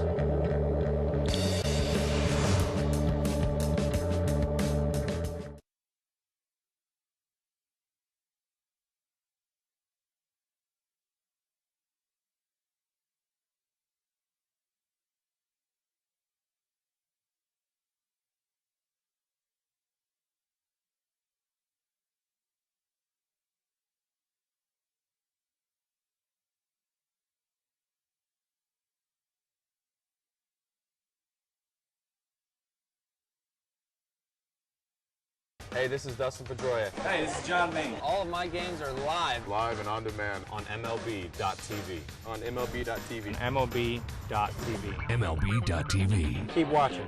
Keep watching. Keep watching.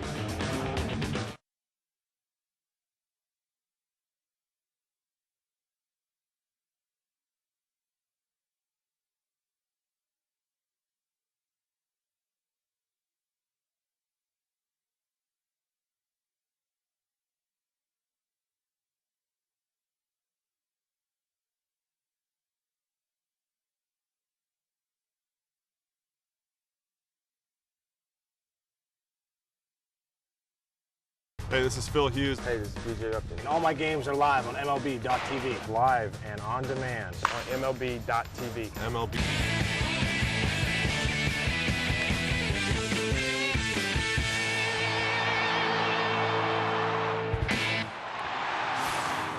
Well, look at that. This from my circle, not from the truck. You are hereby circled. Twins are rock solid. That would be South Dakota, the Mount Rushmore state. Bobby Abreu has reached twice and scored twice against Glenn Perkins. A walk and a run scored in the first, and then a leadoff triple in the third. Yeah, Perkins given that 4-1 lead, but the Yankees have come back. 1 in the top of the third, 2 in the fourth to tie it at 4-4, and Perkins needs to find a way to get out of this inning as quick as possible. Stop the bleeding right here. He's been up in the zone here so far tonight. A lot of the pitches that he has given up, as far as the hits, 8 of them, have been up above the belt. Like that. Now, Abreu hits that ball foul, but you got to get that ball down in the strike zone. 1-2. Abreu in his last at bat got a breaking ball that stayed up and just kind of hit that ball sharply exactly where that pitch was. Outer half of the plate, just lined it in the left center for a triple. And now 2-2. Sometimes when you're struggling, especially with your curveball, you have to tell yourself to really stay back and then try to drop that curveball right on top of home plate. And Abreu's on base again. And another pitch up that Abreu, just that smooth swing, just hit the other way. He's a career 300 hitter. This guy knows how to hit. 13th year at the major league level. And you see what he does with that ball. Nice level swing. And that ball just above the belt. And he just softly hits it in the left field. Alex Rodriguez has hit 2 line drives against Perkins, once for an out and once off the glove of Mike Lamb for an RBI single. Brian Bass up for the second time, and there's a belt high strike to Rodriguez. Yeah, Rodriguez spending about 20 days on a disabled list with that strain in the right quadricep, but I mean, if this guy gets going, that's why I had to laugh at Jim Souhan's article again. This is, even though, yes, they're in their 30s, but they're not like 37, 38 years old. They got a couple players that are like that, but these guys are 32, 33 years old. And this guy right here already has Hall of Fame numbers. The age, where I think the age will determine the Yankees' fate is in the pitching staff. You know, how much is left in Messina's tank, right, and Pettit's tank? It doesn't appear that there are any other options for them at this point. With Kennedy was ineffective and Hughes was ineffective. Now they're both on the disabled list unless Pettit has a good second half, as has been his case throughout his career, and Messina can keep finding ways to fool hitters. I can see Jim's point that the age of the pitching staff more than anything else could cost them a playoff spot. But these players, once they get going, they're going to score a lot of runs. 1-2 to Alex Rodriguez. They're going to make up for some of the lack of pitching. And there's another pitch inside that, for the third straight at bat, Jerry Meals has not called this a pitch, a strike. Third straight at bat with Rodriguez at the plate. Right, that's what I meant. Yeah. Third straight at bat for Rodriguez. You need that call right there. Rodriguez likes to extend those arms. You have to pitch him inside. Now Joe Mauer setting away, but maybe just setting away with that throw over to first.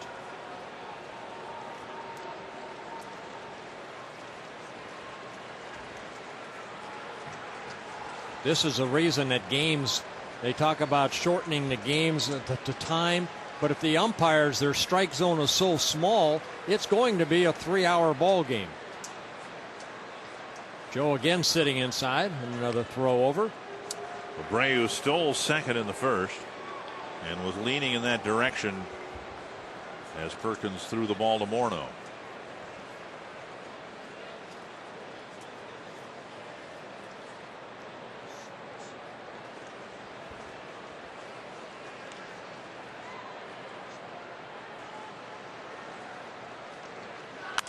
popped up and back into the seats. In the bottom of the 8th inning in St. Petersburg, White Sox won, Rays won. Kansas City's leading Cleveland 4-1 in the 5th as they hope to end an 11-game losing streak. Detroit playing at Seattle later tonight.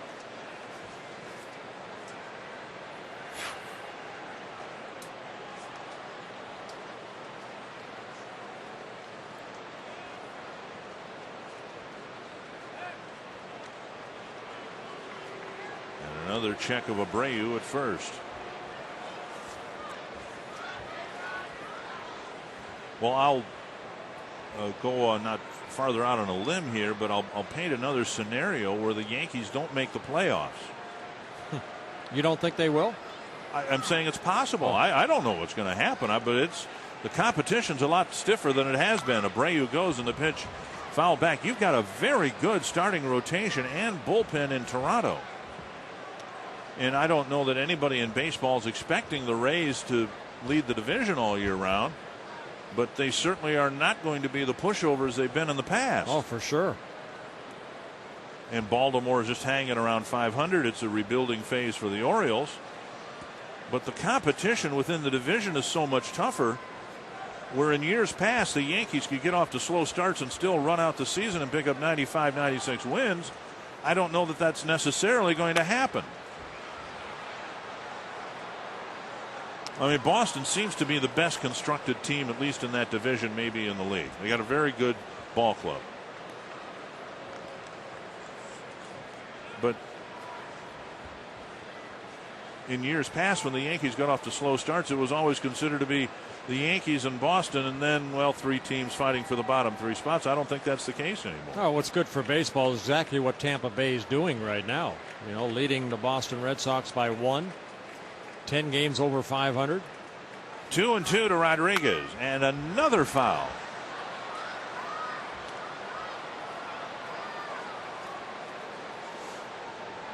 So Rodriguez now with an 8-pitch at bat here. 4 2-strike fouls.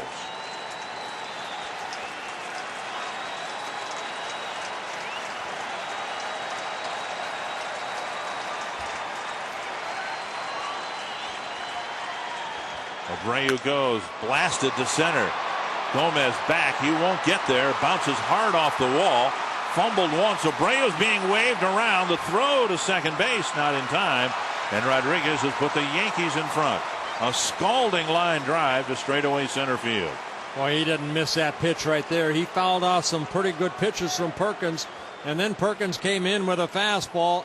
And Rodriguez, with his strength, just hits a line drive.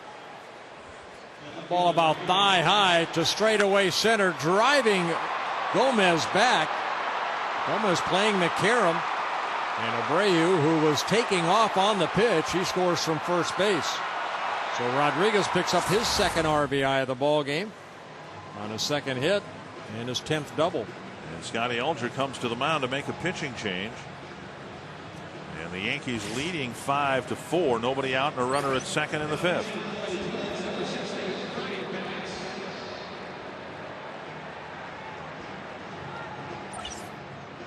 Hey, this is James Shields. Hey, this is Victor Martinez. And all my games are live and on demand on MLB.tv. MLB.tv. On MLB.tv. MLB.tv. Keep watching. Keep watching. Keep watching. Good evening, citizens of baseball. The baseball youth movement, or U-Move, has gained significant momentum with the emergence of stars so young they barely recall Star Wars, The Return of the Jedi. There is no avoiding this brave new world. We can only embrace it by watching the 2008 Major League Baseball Draft. Watch the entire draft on MLB.com. Good night, and good baseball.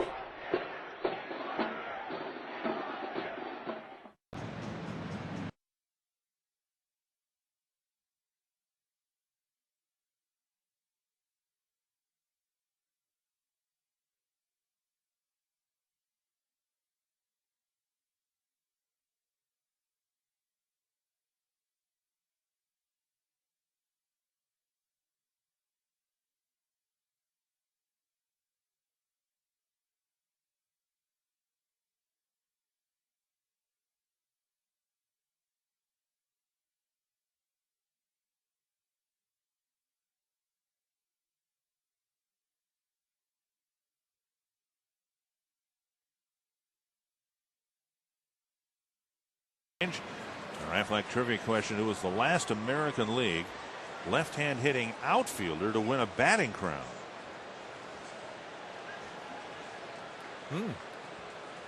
Think about that for a while. And the Twins obviously not happy with the way things were going for Glenn Perkins. They bring a right-hander in to face back-to-back left-handed hitters. Well, Brian Bass coming out of the bullpen, making his 16th appearance, and the first pitch hammered into right field. And Rodriguez held up at third.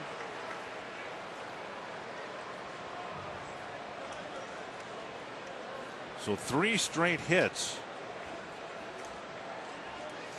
to start the 5th inning. And now Giambi with runners at first and third, still nobody out. Well, the numbers on Brian Bass, 1-1 on the year. He last pitched on Saturday against the Tigers. 1 1/3 innings, was roughed up for 7 runs in that 19-3 loss. Giambi with a fly to center. He singled off the wall in right and was thrown out trying to stretch it into a double.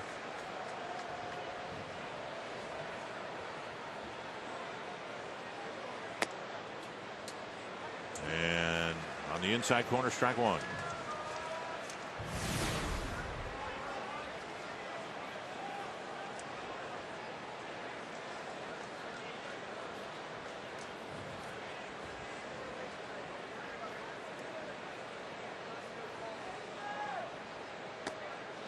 And strike 2.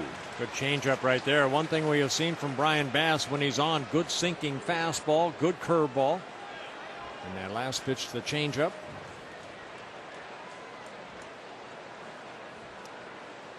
Yankees out hitting the Twins 11-5.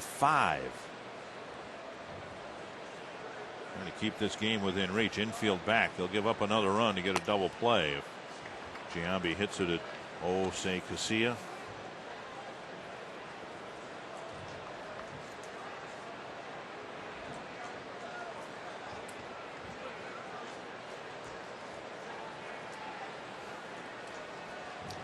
One and two.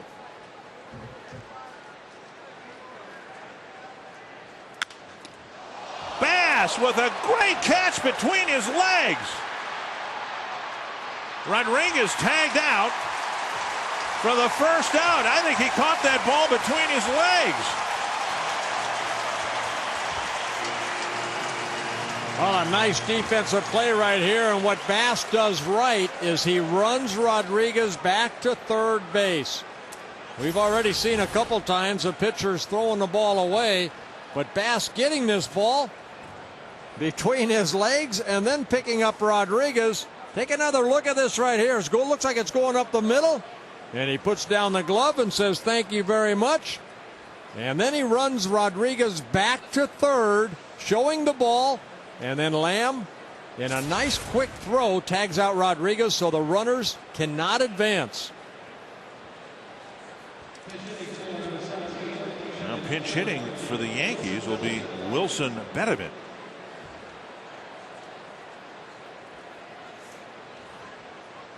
Duncan a right-handed hitter and Betterman a lefty, obviously. Benjamin actually a switch hitter. As a left-hander, hitting .286. As a right-hander, 300, .290 on the year. So Bass got one ground ball. It was a hard one, and it nearly went up the middle for a base hit. And he got the lead runner. And if he can get another ground ball here, keep this a one-run ball game, that will be an inning's worth of a job well done. I remember in the 80s, Frank Viola did that. A ball hit back up the middle and just kind of threw his glove behind him, and the ball went right into the glove. How do you keep a straight face when that happens? One strike to Betterman. Frankie Viola never had a straight face. Always had a smile.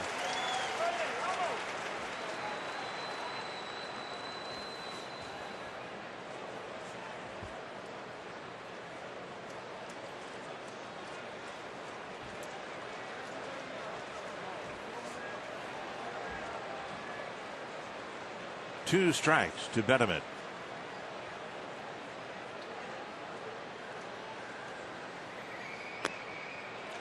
Just off the plate. Twins sent down Bobby Korecki to make room for their new left-handed pitcher Craig Breslow. Breslow's here, ready to go. And Bass kept over Korecki because of situations like this where the Twins might need a pitcher to go 3 innings or so.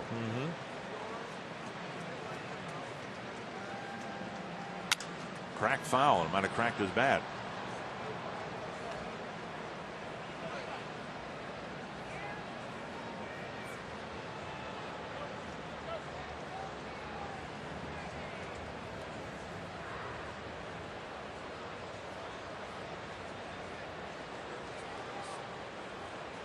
Tonight's game on FSN North is also being presented in high definition. And for a complete listing of FSN North HD cable providers, go to foxsports.com, keyword North.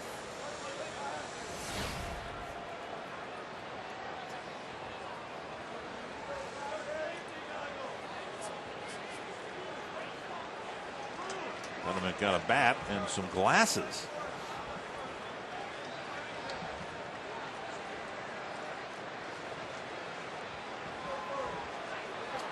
1-2 to Betterman. Called, third strike, out number 2. That's the same pitch that Mike Mussina has used in this ball game so far to pick up a couple of his strikeouts. Good two-seam fastball, starts inner half of the plate, and look at the movement right there. And a big strikeout right there. Cano will hit. Ron Coomer, you ever wear glasses when you were hitting? I have, but usually when I was outside, guys, I watched him take PP all day, and he wore prescription glasses. I think Joe caught him off guard, and he went up there with no glasses on. Didn't help him. Morneau gets the ground ball. Bass covers, and a fine job by Brian Bass.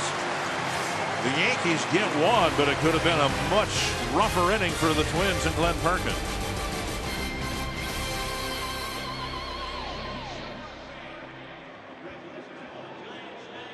This is James Shields. Hey, this is Victor Martinez. And all my games are live and on demand on MLB.tv. MLB.tv. On MLB.tv. MLB.tv. Keep watching. Keep watching. Keep watching.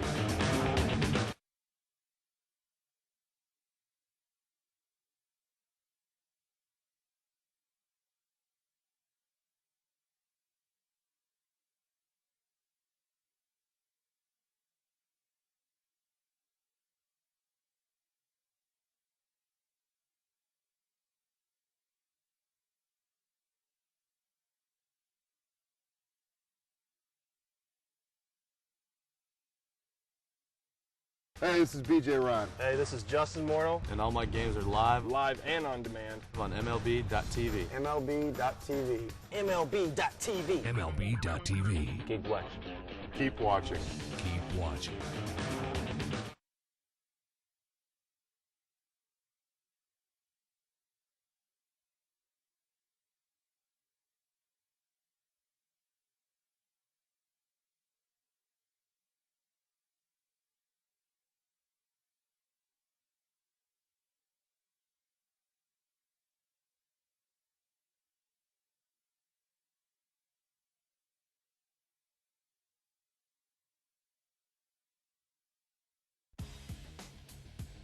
I'm Ashley Russell. Join me each day for a day. Time now for a Dodge game break. Best hitter in baseball, Chipper Jones, having a tough time against Edinson Volquez. It's 2-2, top of the 9th inning. Volquez has won a couple of battles against Chipper Jones, going into the game hitting .420.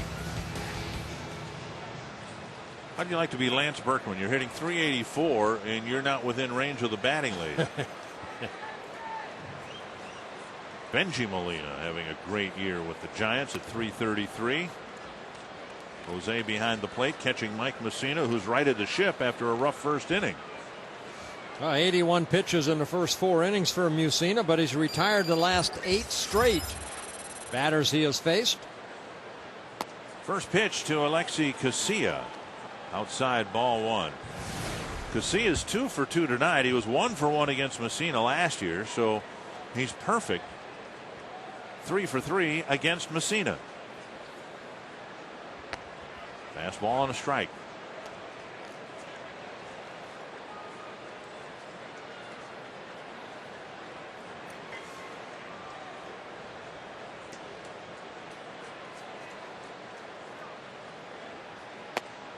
Only once this year has Messina thrown as many as 100 pitches. He threw 101 pitches in beating the White Sox in late April.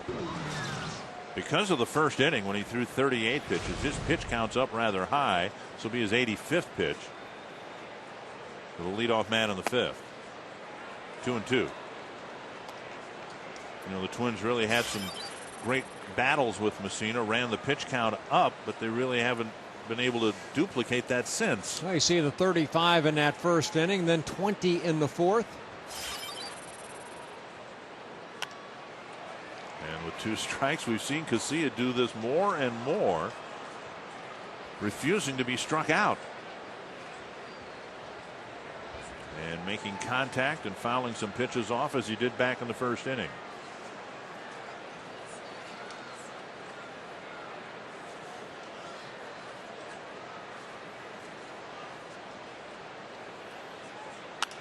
Now pop up down the left field line. Matsui crossing the line, making a nice running catch. 1 down, and let's go find Telly Hughes in the Minnesota Lottery winner's circle. Hey guys, that section will be 224 tonight, upper deck. I'm joined by Stan in the Minnesota State Lottery winner's circle. And Stan, how long did it take to make this sign tonight? You know, my daughter and her fiance made it today. I had nothing to do with it. Well, she didn't want to be on camera or talk anything, but for your efforts, we're going to give you $100 worth of scratch-off lottery tickets, thanks courtesy of the Minnesota State Lottery's winner's circle. So, guys, let's send it back to you. Yeah, happy birthday to you. And 311 more days until my next birthday. Here's Mauer, walked and scored in the first, lifted a fly ball to left in the second. So plenty of shopping days left before your birthday comes up again. How about if I just get you a coupon for a gallon of gas? By the time your birthday rolls around, that'll be worth $20 at least. One thing I've seen Messina do over the last couple innings, really busting guys inside now, right-handers and left-handers. First pitch to Joe Mauer inside. Threw about 3 of them to Casilla. Now Molina sitting down and away. And Mauer lifts it foul down by the Twins bullpen. 1-1. As you get older in the game of baseball, you have to adjust the stuff that you're given. Messina, when he first came up with the Orioles in 1991, he got 12 starts. He started the season in AAA. His first full season, he won 18 ball games. Won 18-5 with the Orioles with a 2.54 ERA. He's never won 20, but he's won 19 twice. High fly to deep center. Cabrera going back for the catch out number 2. You can submit a question to us online if you'd like at carsoup.com/baseball. Mike Thomas from Hugo, Minnesota. Wondering now that Delman Young's consecutive streak is over, which Twin has the longest? I think we're looking at him right there. Yeah. Justin Morneau, who's been at first base almost exclusively, occasionally will get a start as a designated hitter. And he takes outside, ball 1.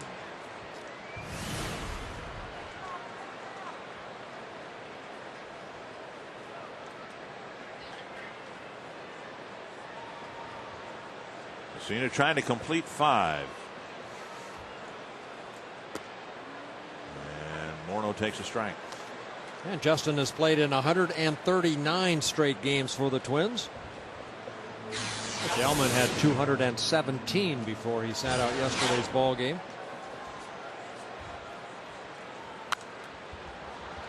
As admirable as the Ripken streak was, it never will be broken, you wouldn't think.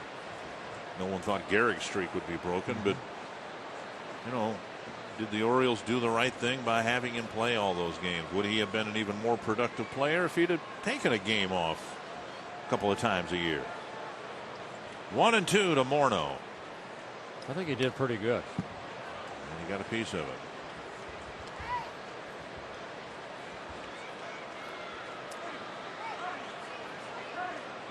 once the streak got to a certain point, there was no choice. They had to put him in the lineup unless he was injured beyond repair. 2-2 to Morneau.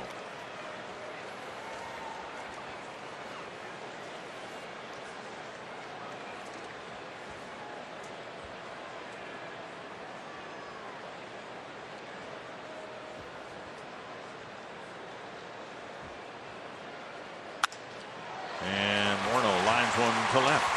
His first hit of the ball game, and that'll get Kadire to the plate with 2 out and 1 on. Well, Mussina kept busting Morneau in, and Justin finally made the adjustment and just got a pitch that came back over the plate and just lined it into left field. For the Twins, their 6th hit of the ball game. Justin's first. And the first hit for the Twins since the 2nd inning, the double by Casilla. Kadire singled in a run in the first and then went down swinging, leading off the 3rd. Twins with 6 hits, Yankees with 11.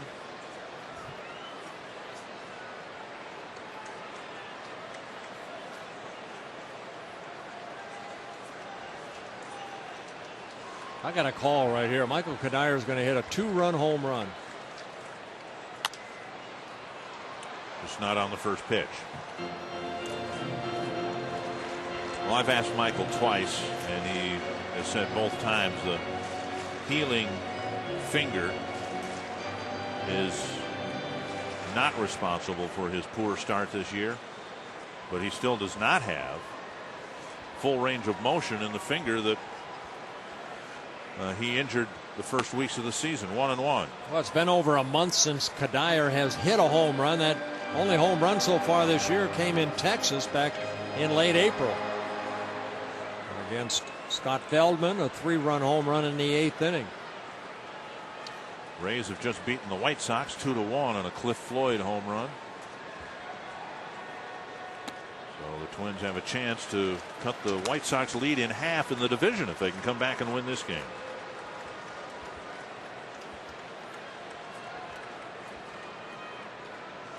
Kadire, the only starter in the Twins lineup whose average started tonight below 252.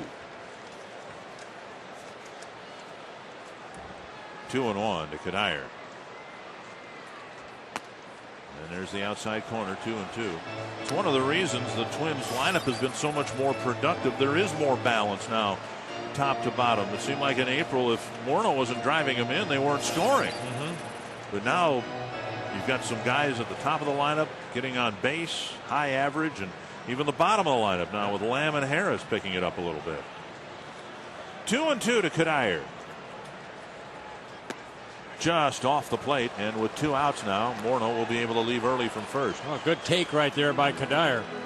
Betterman is still in the game at first base. And he will stay at the bag with Morneau.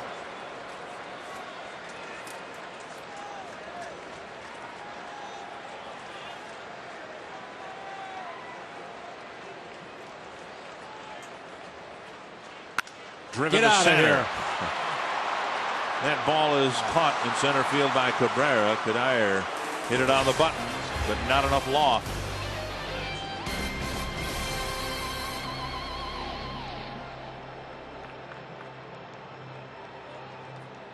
Hey, this is Phil Hughes. Hey, this is DJ Upton. And all my games are live on MLB.tv. Live and on demand on MLB.tv. MLB.tv. MLB.tv. MLB.tv. Keep watching. Keep watching.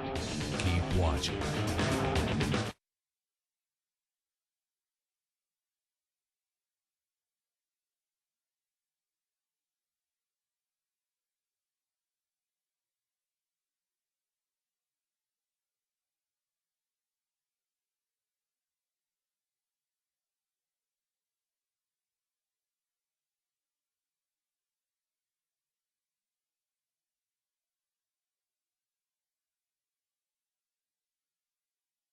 Hey, this is James Shields. Hey, this is Victor Martinez. And all my games are live and on demand On MLB.tv. MLB.tv. On MLB.tv. MLB.tv. Keep watching. Keep watching. Keep watching.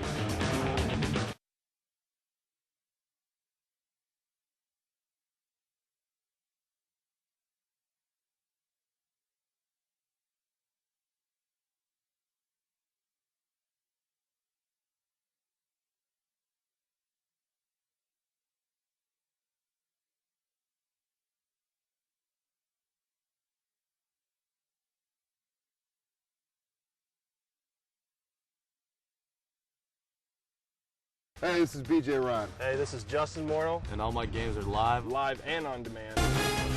Minnesota Twins baseball on FSN North is brought to you by McDonald's. I'm loving it. And by your local Dodge dealer. Dodge, the official vehicle of the Minnesota Twins. Grand Casino game reset. The Yankees have scored in every inning but one so far tonight. Yeah, the Twins took that 4-1 lead, but they came coming back. The New York Yankees did. Bobby Abreu, a triple, a single, a walk. He has scored 3 runs. Strike one to Jose Molina.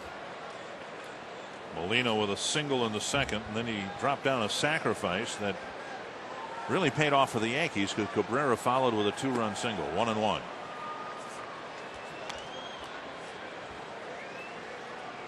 Bass came into the game in a tough spot. First pitch he offered up to Matsui was spanked for a single, but then he got the next 3 batters and kept the Yankees with a 1-run lead. And another leadoff hit for New York. Molina with a leadoff single here in the 6th inning. Ron Coomer, Mike Messina came off the mound and perhaps anticipating he was done for the day, had an extended chat with Jerry Meals. Well, what happens is earlier in the ball game, Perkins was getting squeezed pretty bad and not getting the inside pitch. Now Messina's been getting the pitch away, and what he's saying is, you've given me that pitch all game long, and now after the Twins dugout yells at you, you take that pitch away. The problem is there's different strike zones for different hitters, and that's been like that a long time. That's why the Twins dugout is yelling at the home plate umpire. Casilla with a quick release after the catch, and they double off Molina. Cabrera hitting this right on the button, but right to Casilla at second. And look how quick he gets rid of that ball. And Molina just got his weight going one way, and he couldn't get back. Dozen hits for the Yankees and some line drives that have been caught. And now here's Derek Jeter, who's 0 for 3. Well, you know what, Dick, what Ron Coomer was talking about Mussina coming off the mound saying, hey, you know what, I got that pitch earlier. I just think Jerry Meals has done a terrible job. I think he did a bad thing for Perkins because with Rodriguez up in his first at bat, a good pitch inside, all of a sudden is called a ball, and it just changes the whole complex of that at bat. And I think we saw it from both sides, for Mussina and Perkins. 2-0. They want to speed up the ball game. Tell the umpires to open up the strike zone a little bit, especially when he's sitting right over the left side of that catcher's shoulder, and he should be able to see if that ball hits the corner or not. 2-0 to Jeter, and now a foul. I'm not picking on all the umpires. I'm just picking on Jerry Meals. Okay. Well, to put it another way, and I think you'd agree with this, what the very pitches that Jerry Meals did not call strikes tonight, Tom Hallion did Sunday afternoon in Detroit. Right. And that makes or break your ball game. If you can't hit the corners, if they're not going to call the corners for Perkins, and I thought Perkins threw some very good pitches on the inner half of the plate that maybe hit the black, okay, that he got in his last start. He didn't get here tonight. It changes the whole strategy, what you're trying to do out there. Instead of, the count being 1-2, all of a sudden it's 2-1, and that's a big difference at this level. 2-2 to Jeter. And Bass strikes him out and faces just 3 men in the top of the 6th.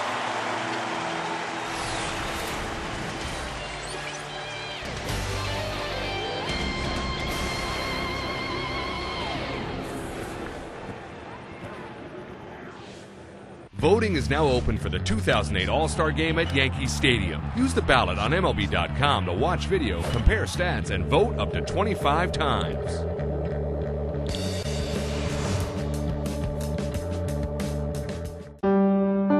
Willie Mays, September 22nd, 1969, 600. Babe Ruth, August 21st, 1931, 600.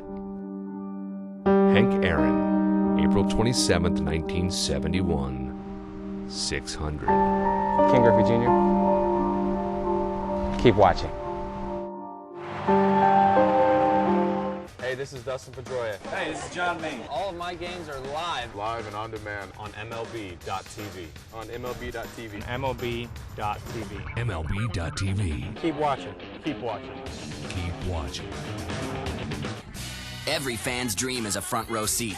With Nissan Live Sets on Yahoo Music, everyone's a VIP.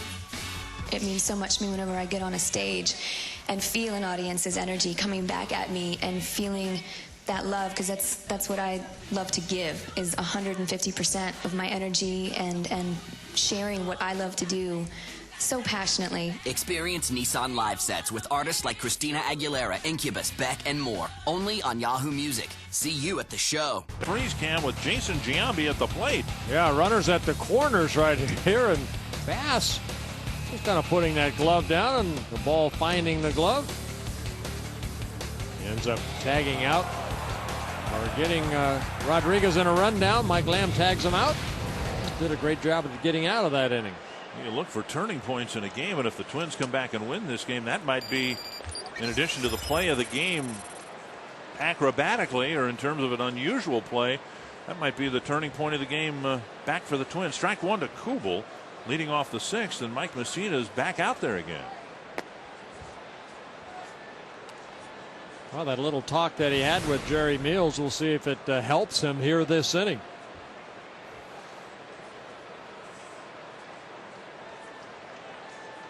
Kubel dribbles it up the line, and a foul ball. 1-2.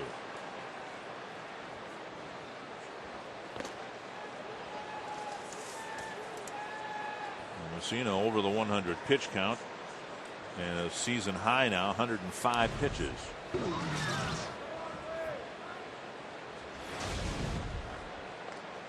Pitching with an extra day of rest. Well, I think the only inning that he really had a lot of trouble was that first inning. Other than that, he retired 10 straight from the second to the fifth inning.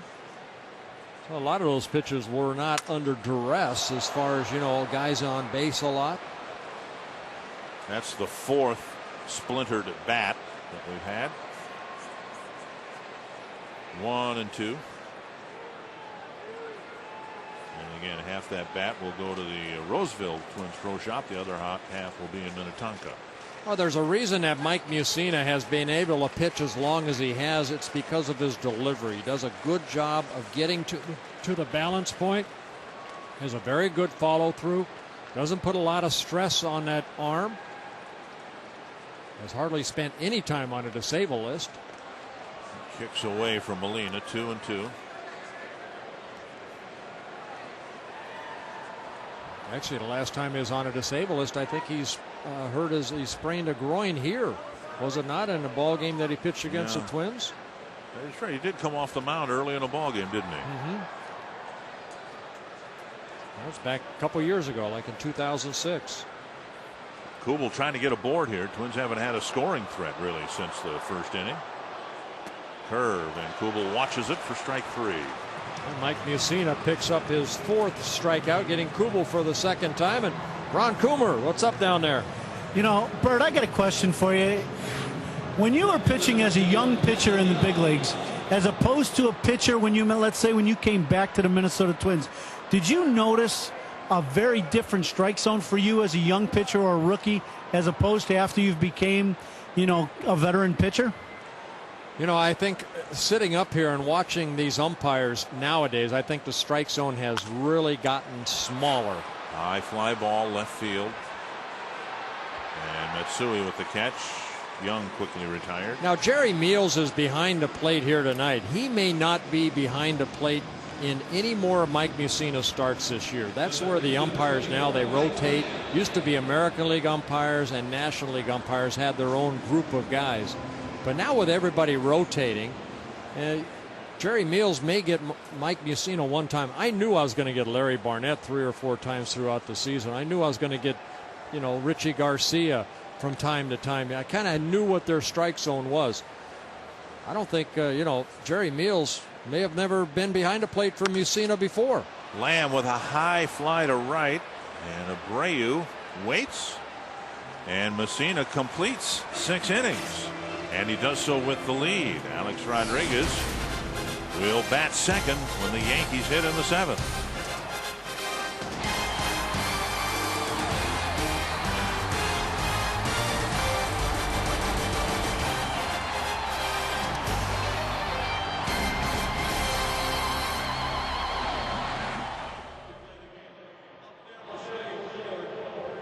Hey, this is BJ Ryan. Hey, this is Justin Morneau. And all my games are live And on demand. on MLB.tv. MLB.tv. MLB.tv. MLB.tv. Keep watching.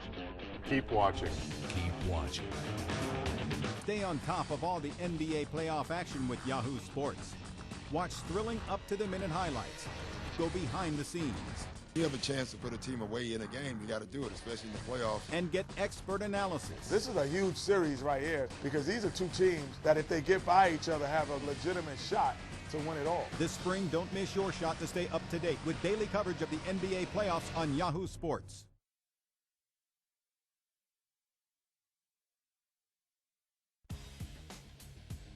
I'm Ashley Russell. Join me each day for a daily dose of top sports news. With scores, polls, and the latest highlights, the Yahoo Sports Minute keeps you up to date and in the know in no time flat. Watch the Yahoo Sports Minute each day on Yahoo Sports. Hey, this is Curtis Grant. Hey, this is Adam Dunn. Check out the shop on MLB.com. Check out the shop on MLB.com. For all your Dodger gear. For all your Red Sox gear. All your Yankees gear. For all your Blue Jay gear. Your Cincinnati Reds gear. For all your Twins gear. Visit the official online shop of Major League Baseball at MLB.com. Browse the largest selection of authentic team gear, including clubhouse caps and t-shirts, jerseys, collectibles, and more. Get your team gear straight from the source. Shop the MLB.com shop today. Hey, this is Victor Martinez. With the Yankees up a run. Well, the Twins scored 4 in the bottom of the first inning, took a 4-1 lead. 3 straight RBI singles by the Twins, but the Yankees came back. Rodriguez with a couple RBIs in a ball game, one on a single, one on a double. Bobby Abreu scored 3 of the 5 runs for the Yankees. He'll lead off the 7th here. The Twins had a 4-1 lead going into the 3rd, and in every inning from the 3rd inning on, the Yankees have gotten their leadoff man on, and 3 times that leadoff man has scored. And now a fastball on the outside corner, and it's 0-2 to Abreu.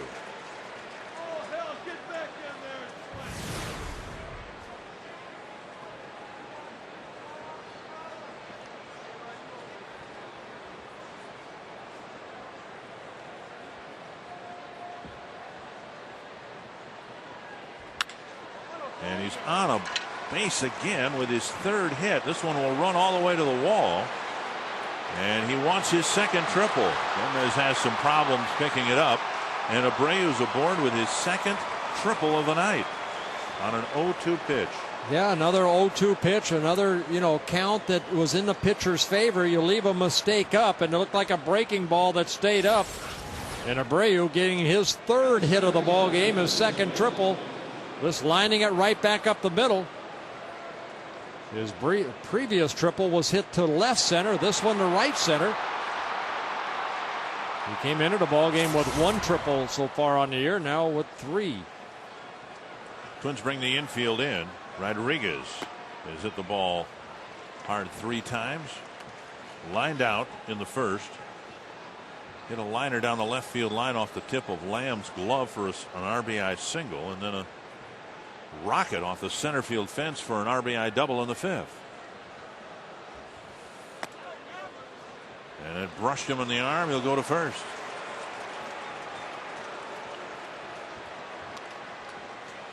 Hideki Matsui will hit. And he's got a couple of hits tonight.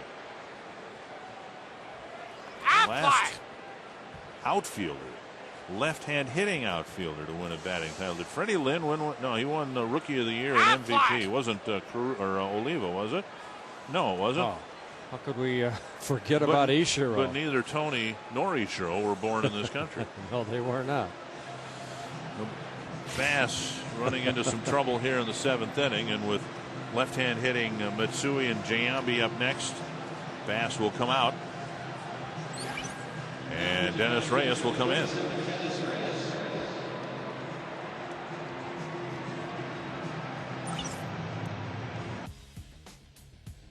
I'm Ashley Russell. Join me each day for a daily dose of top sports news. With scores, polls, and the latest highlights, the Yahoo Sports Minute keeps you up to date and in the know in no time flat. Watch the Yahoo Sports Minute each day on Yahoo Sports.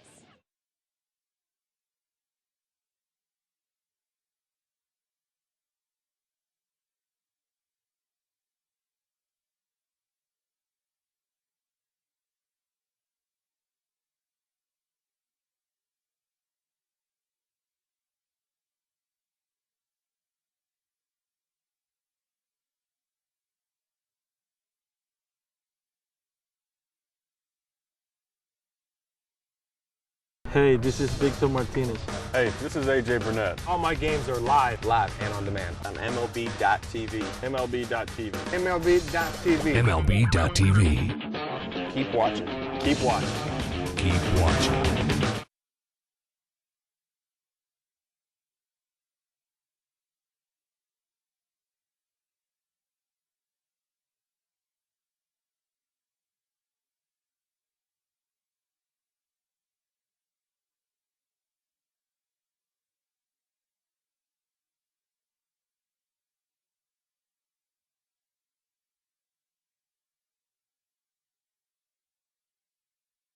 Being presented in high definition, and for a complete listing of FSN North HD cable providers, go to foxsports.com keyword North. So Dennis Reyes comes into the game here, and Matsui will be the hitter. Matsui with a pair of hits already, and he had Brian Bass's first pitch into right field for a single back in the 5th. Yeah, what Scotty Alger and the Twins are looking for, as you look at Reyes's numbers on the year, is maybe a ground ball right here. Reyes with a very good slider, and then he's come up with that split finger. And let's see how he goes about his business trying to get Matsui maybe to hit a ground ball or maybe popping up a ball. See the infield in. And that's knocked down by Harris, but it'll be an infield hit. A run will score, and again Matsui, after the pitching change, jumps all over the first pitch.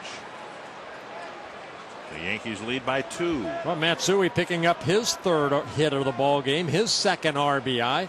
Just jumped on that first pitch from Reyes, and it hit the mound and then maybe deflected away. Watch this ball hit the mound right there, and Harris dives for it and kind of overdove for it as the ball kind of ran up his arm. But Abreu scores for the 4th time in a ball game. And now Giambi. Swinging a foul. The Twins need to get some outs here. The Yankees have had their leadoff man on in the last 5 innings, and 4 times that leadoff man has scored. 14 hits for the Yankees, just 6 for the Twins, but the Yankees only lead by 2 runs. Well, you think these old guys would give up or get tired or something. Swing and a miss, 0-2. Well, there's a good slider right there by Reyes. Well, the Yankees know that the Rays won today, so they need to win here to stay 5.5 games back. Well, Yankees looking at one thing first, get back to 500 and then move up. And right now, coming into the ball game, 1 game under 500.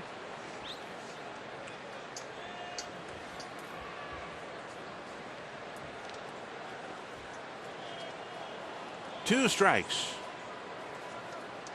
to Giambi. Nice block by Maurer.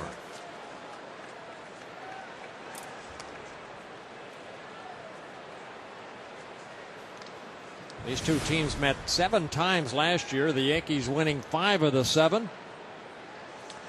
See Reyes' numbers, righty versus lefty. And the Twins adding another left-hander to the mix. Jesse Crain, a righty, warming up.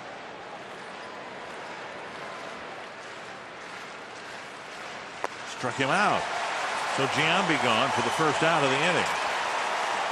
Well, Giambi chasing a pitch down. Reyes got ahead in the count and then made him chase that breaking ball down. See Joe Mauer sitting down and away. And that hard slider, and Giambi swinging over the top on a good pitch down. Haven't seen too many of those tonight. Thought Perkins was up in the zone. Bass, when he did get hit, left the ball up. But a good strikeout there by Reyes.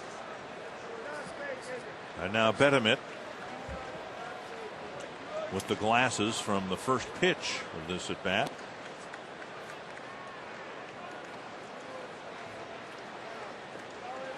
Remember in Kansas City we saw Tony Pena Jr. wearing glasses. He's adjusting to it, and I talked with Tony Sr. a little bit about that today, and he says he thinks one of the problems that Jr. has had is looking through the glasses sideways and not squaring his head. Here's a lead runner going to third.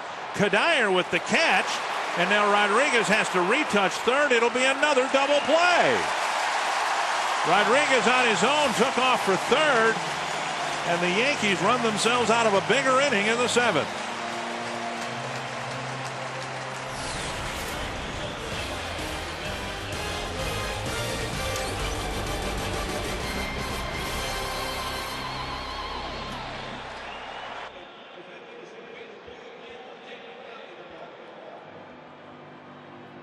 This is James Shields. Hey, this is Victor Martinez. And all my games are live and on demand on MLB.tv. MLB.tv. On MLB.tv. MLB.tv. Keep watching.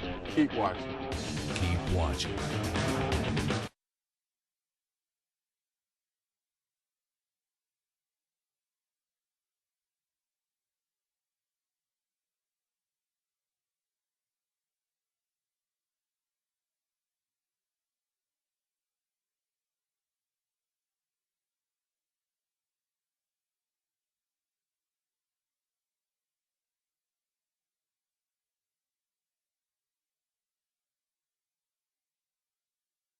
Hey, this is BJ Ron. Hey, this is Justin Morrow. And all my games are live And on demand on MLB.tv. MLB.tv. MLB.tv. MLB.tv. Keep watching. Keep watching. Keep watching.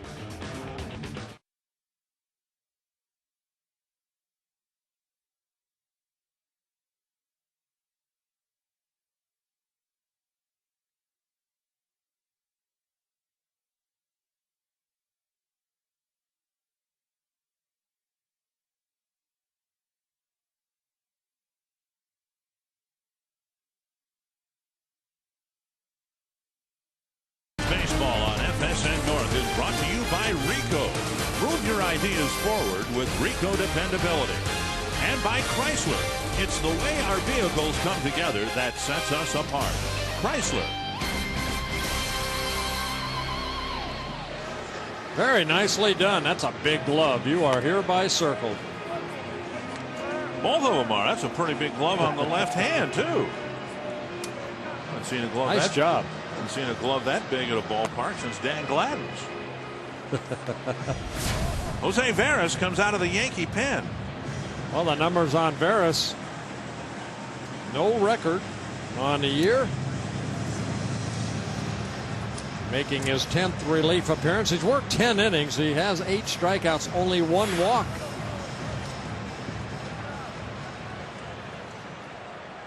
Yankees have had line drives all over this joint tonight, but the Twins are only 2 runs down. Harris will lead things off. The Twins weren't able to mount another threat against Messina since their 4-run first inning. And Harris takes high, ball 1. Harris, Gomez, and Casilla. The Twins weren't able to send as much as a 5th batter to the plate in an inning after the 9-batter first inning. 1-0 to Harris. 2-0.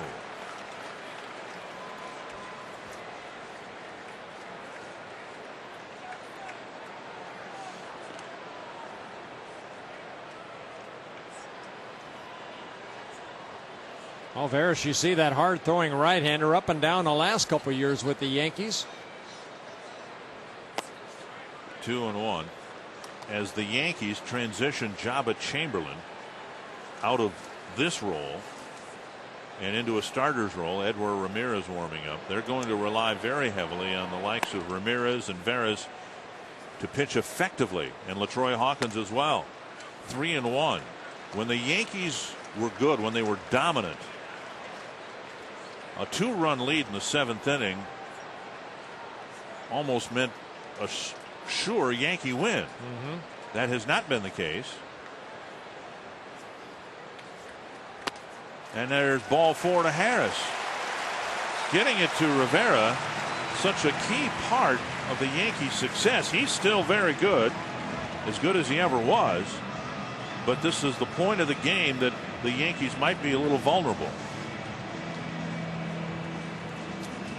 Want to get real-time video highlights of your favorite team sent straight to your phone? Text Twins Alerts to MLBGO 65246 on your AT&T wireless phone and sign up for video alerts. You look at the numbers. Ohlendorf has struggled. Hawkins has struggled. Farnsworth has been okay. But when the decision was made to turn Chamberlain into a starter, that took their most effective setup guy out of the mix. And really, since the latter part of last year, they don't have a left-hander out in their bullpen. Yeah. All right-handed relievers. No more Mike Stanton anywhere. Gomez, 4 hits last night, looking for his first hit tonight.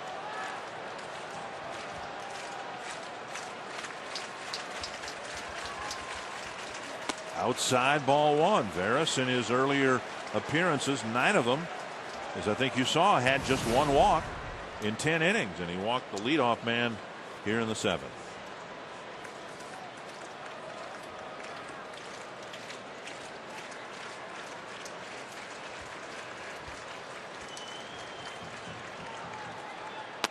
Strike, 1-1. Well, Mike Mussina worked the first 6 innings after giving up 4 runs in the first. He put zeros on the board just like a veteran would. 2 of the 4 runs unearned. No walks for Mussina in the 6 innings he worked with 4 strikeouts. 1-1 to Gomez. Bluffing a bunt, 2-1.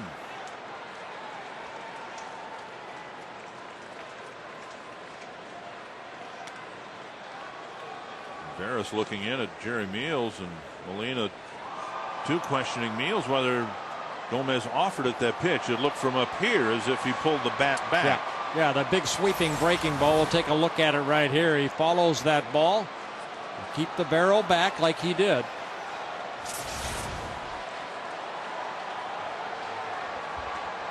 Two and 1. And the pitcher lets it go very smartly, and now Cano on a close play gets the 1 run but not the other.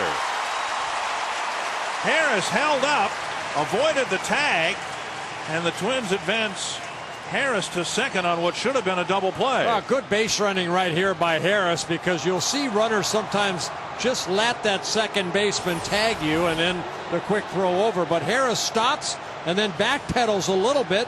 Cano says, I'll get the out and hopefully get Harris before he can get the second, but to no avail. Harris, good piece of base running, gets into scoring position. And Gomez nearly beat the throw to first, and a pitching change for the Yankees.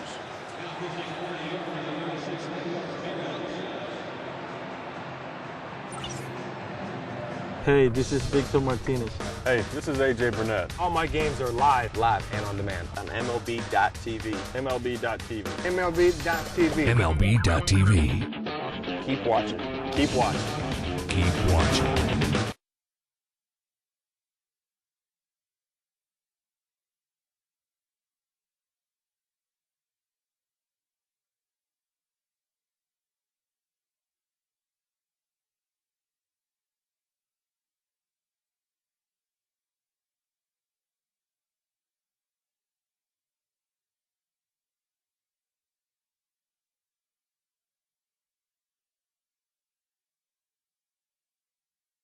You right here in the Bay, man. This is Pastor Mike. Gotta come correct on the mic. Let's get this thing started. Yeah. It's a new generation, so pass the mic. Pepsi can't left me, better pass it right. I ain't tripping. We independent. We out the trunk, dog. And let me pass this mic. We gotta get it on. Get on the mic with Mike Pass, only at Pepsi Smash on Yahoo Music.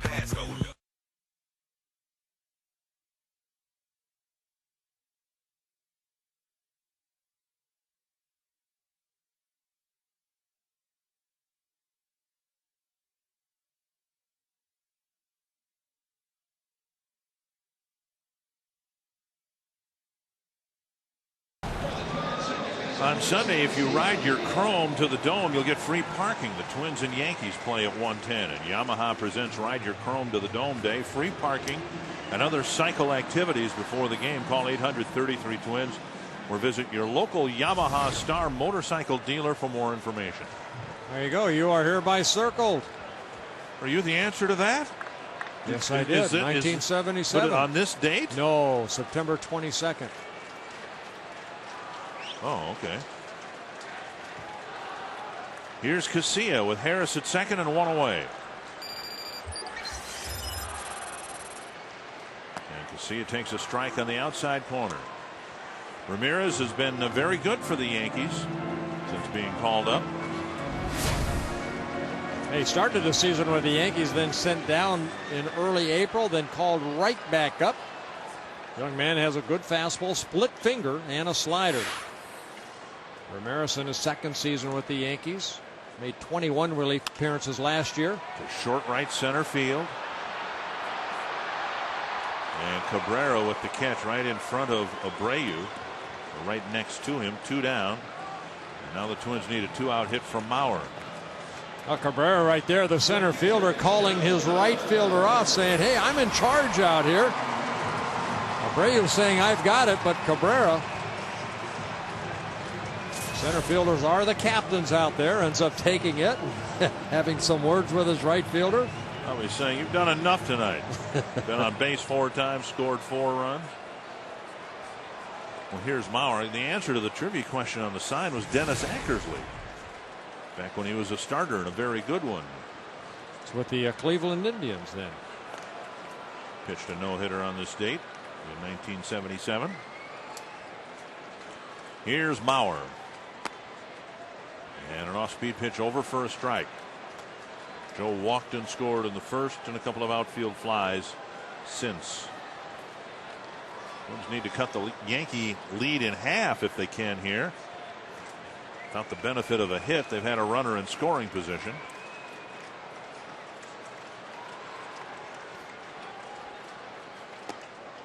At the knees, 0-2. And now Mauer with some words for Meals. Well, if anybody should have words with Jerry Meals, it should be Joe Mauer or Jose Molina. They've seen it firsthand, the different strike zone here tonight. 0-2 to Mauer. Lifted to short left. And an easy play for Matsui. Twins get a walk. Leave a runner at second. It's a 2-run Yankee lead. And you're watching the Twins Yankees on FSN North.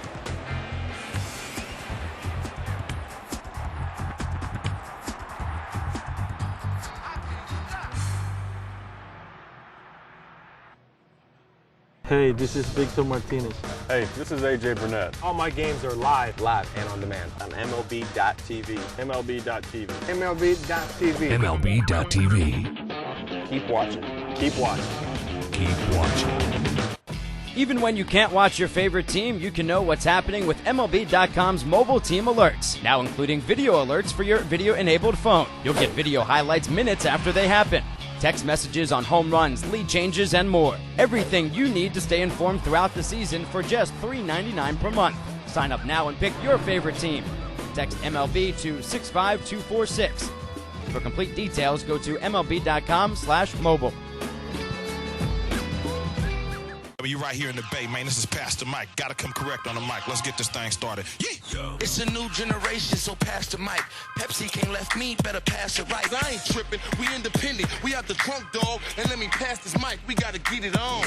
Get on the mic with Mike Pass, only at Pepsi Smash on Yahoo Music. Welcome to the new and improved MLB.com. Experience the game like never before with MLB.com's Game Day. Real-time pitch type and in-game video highlights moments after they happen. Have those same highlights sent straight to your video-enabled phone with MLB.com's mobile team alert. And if you can't get to the game, watch every out-of-market game this season live with high-quality streaming video exclusively on MLB.tv. Only on MLB.com, where baseball is always on. Voting is now open for the 2008 All-Star Game at Yankee Stadium. Use the ballot on MLB.com to watch video comparison. That ball with 108 stitches in it. Robinson Cano will lead off the 8th inning for New York. Cano singled and scored in the 4th. First pitch to short center. Gomez hustling in. He gets there, one down. So Cano quickly retired. Reyes working overtime here today. Dennis Reyes, this will be his 5th batter faced. Well, with another left-hander out here, now you know what, the Twins can kind of push this guy right here a little bit. You know, we're a third of the way through the season before this game today for the Twins. Roughly. I guess after the game it will be the official 1/3 mark of the season. And Reyes on a pace to pitch from 75 to 80 ball games. So it makes sense that the Twins would want some help. And when Breslow became available, the Indians tried to pass him through waivers. The Twins snapped him up. Carmen Cali had been pitching for the Rochester team, but apparently the Twins felt nothing else. We can pick this guy up. If he doesn't work, we can switch him with Cali and gives us more depth in the organization. Yeah, Reyes a couple years ago when he had that great first year with the Twins appeared in 66 ball games. That was a career high for him. Down and away, and it's 2-1. And of course, a lot of those, I mean, in the 66 appearances, he worked 50 innings. A lot of those appearances are less than, 1 inning. Come get a couple tough left-handers out. A couple outings ago, was last outing at Kansas City, came in through 1 pitch. That was it. Got the out. Said thank you very much. Went and took a shower. 3-1. That's amazing. Relievers, sometimes you come to the ballpark at 3 o'clock, you wait until maybe the 6th or 7th inning, you come in the ball game, throw 1 pitch, take a shower. I'm done.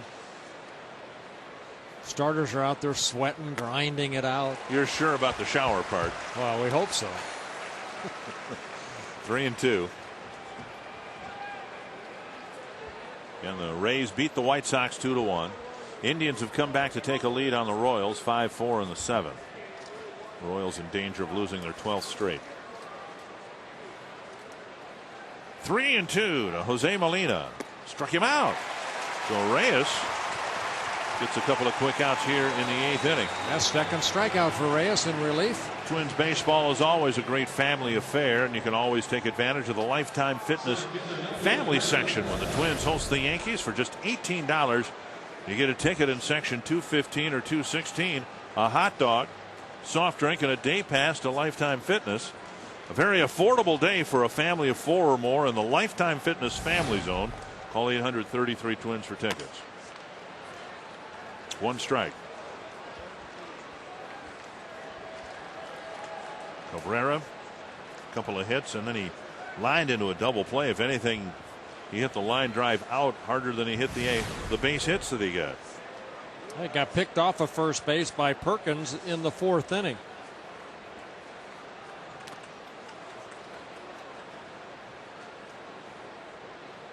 One and one. Kyle Farnsworth starting to get loose down in the Yankee pen.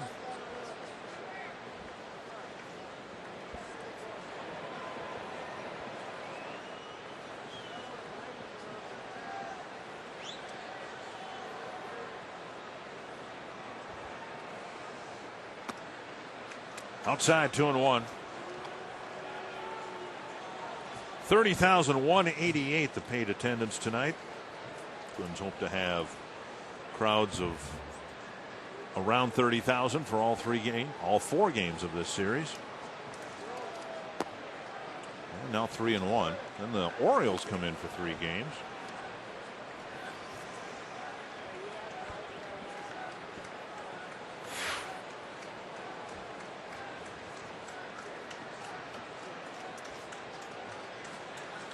Reyes has faced 5 men and gotten 5 outs so far. Lamb with a great stop behind the bag from his knees. He throws, but Cabrera with a head first slide gets a 2-out single. Yeah, Cabrera very quick getting down that line. Great effort right here by Mike Lamb. He knew who was running, and he knew he had to get rid of it quickly, and it was from his knees. But Cabrera just beats it out for his 3rd hit of the ball game. Scotty Alger trots to the mound to replace Dennis Reyes with Matt Guerrero with 2 gone in the 8th inning.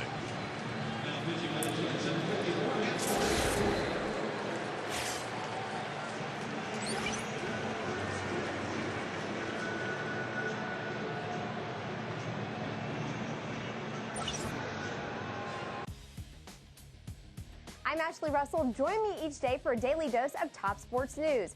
With scores, polls, and the latest highlights, the Yahoo Sports Minute keeps you up to date and in the know in no time flat. Watch the Yahoo Sports Minute each day on Yahoo Sports.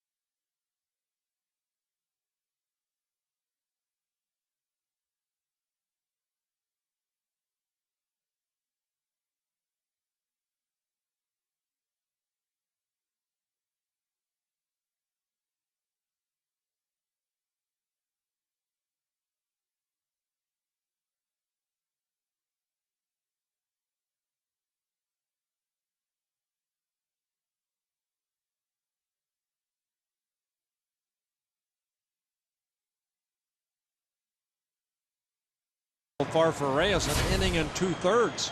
See if Matt Guerrero can get out of this inning, making his 25th relief appearance, his last appearance on Tuesday, where he picked up his 3rd major league save in that Twins 4-3 win over the Royals. It went 12 innings. Jeter's 0 for 4. And Guerrero starts him up and in with a breaking ball, 1-0.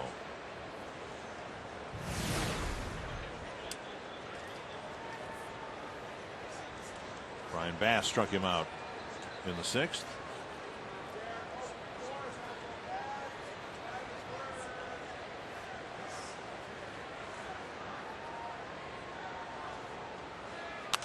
Popped up, short right field. Casilla out, and Kadire in. Inning over, bottom of the 8th. It's a 2-run game, and Justin Morneau will lead things off for the Twins.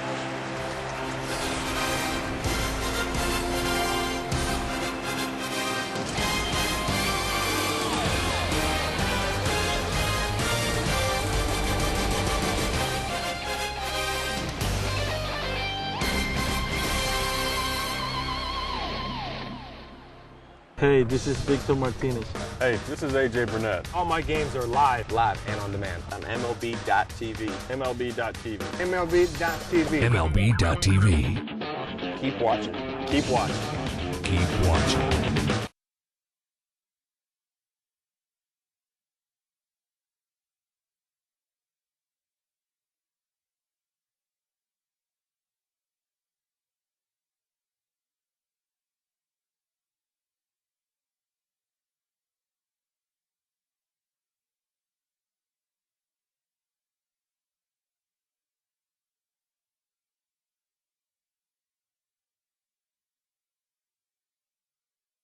You right here in the Bay, man. This is Pastor Mike. Gotta come correct on the mic. Let's get this thing started. Yeah. It's a new generation, so pass the mic.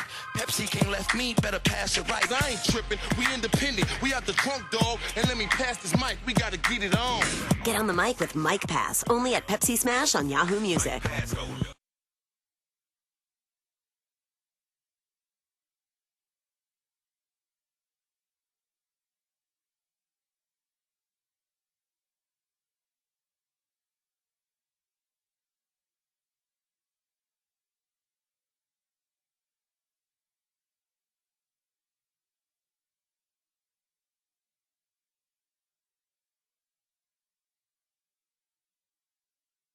FSN North. Make sure you stay with us after game for Quest Twins Live, which will include the Toyota post-game wrap. Our on-field demonstration tonight will be perfecting the rundown. The gang will be on the field teaching us what to do and what not to do in a rundown. We'll also have player reaction from both sides, and we'll have much, much more on Quest Twins Live after the game. Dick and Bert?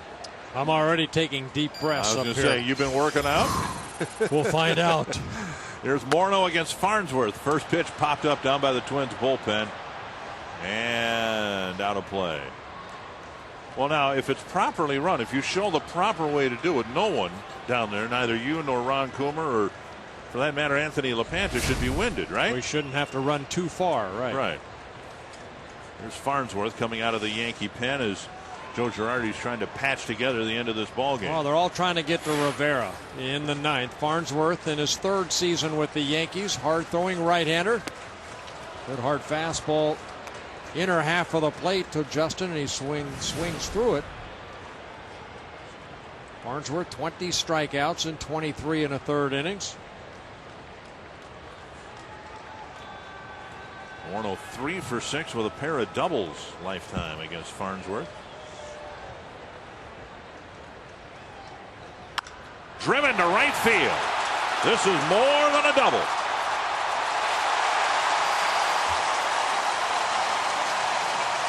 On an 0-2 pitch. And it's a one-run ball game. Farnsworth in relief gives up his 8th home run.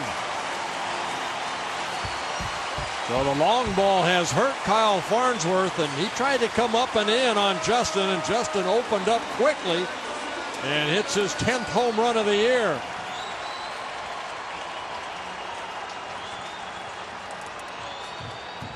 And now Kadire hit the ball hard twice tonight, and Farnsworth misses ball one. You see where he tried to come up, but Justin getting the barrel of the bat out quickly and putting the Twins within one run. Now Kadire takes a strike, 1-1. Take another look at Justin's swing. The strength he can generate with that quick swing.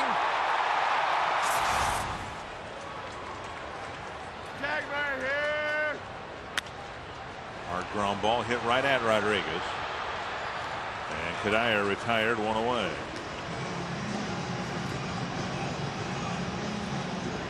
It's a lot of home runs for a guy with just 21 innings worth of pitching. 23 2/3 now for Farnsworth, but 8 home runs. Well, he gave up 9 all of last year in 60 innings in 64 appearances. So not hitting his spots. Here's Kubel. RBI single in the first and a pair of strikeouts, and he lifts it foul down by the Twins bullpen. Ron Coomer, what about their bullpen? Well, I talked with Girardi before the ball game, hanging out, and he was talking about Kyle and some of their other guys, but they really need Kyle to step up and be able to get them to Rivera. And right now, they really don't have a guy that they can say is their go-to guy by no means. Kyle, like you guys were just talking, is bit by the home run ball and always has been. He throws really hard, but really straight. Benedict stays with a second hop. Farnsworth covers, and Kubel's retired, out number 2. That'll bring up Delman Young. Well, you have that straight fastball, and if you do not hit your spots, especially if you work down the heart of the plate, I don't care how hard you throw, these major league hitters will hit it a long way. Example, what Justin just did.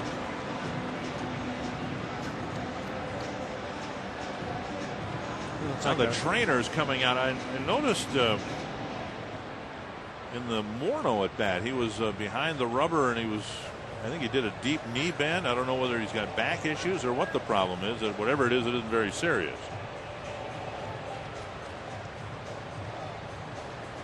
At least that's the Yankee hope.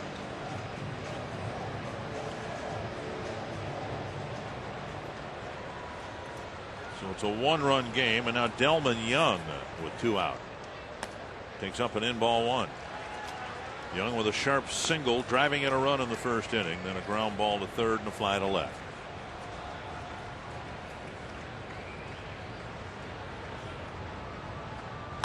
Popped up. And Molina back for a look. But it's out of play. I asked Joe Girardi, who caught some in here, of course, as a backup catcher for the Yankees. I said, did you ever have any problems seeing pop-ups here? He goes, he wasn't sure he'd ever seen a foul pop caught by a catcher here. There's so little foul ground here. Yeah, not like in Oakland, huh? 1-1 to Young. Twins back within 1. Bouncer left side. Rodriguez has it. And over to Betemus. The Twins get the leadoff home run by Justin Morneau to cut the Yankee lead in half as we go to the 9th inning.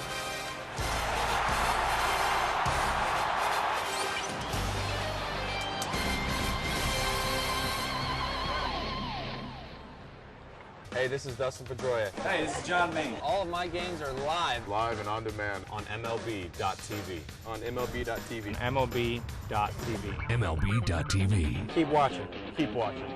Keep watching.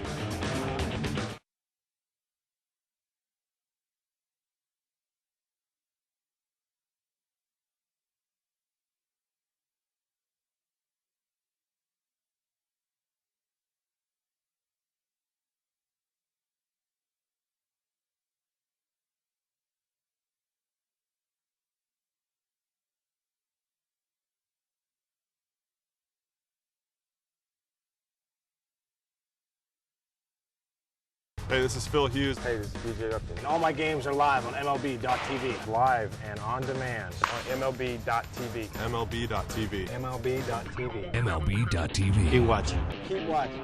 Keep watching.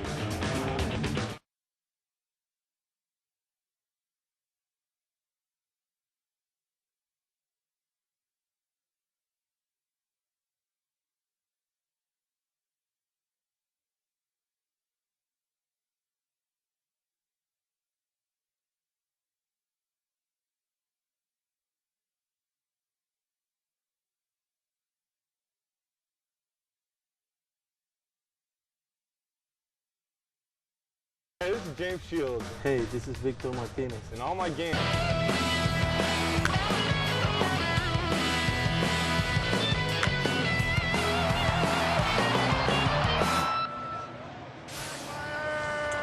Cheap game reset. Twins at one point had a 4-1 lead. Yeah, Bobby Abreu, I mean, he's been the biggest offensive thing that has hurt the Twins. A couple triples, a single. He scored 4 runs.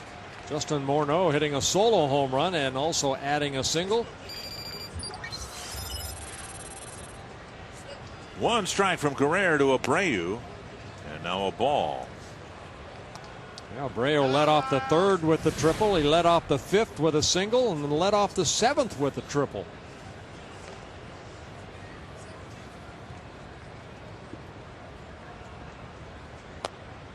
Down and away, 2-1.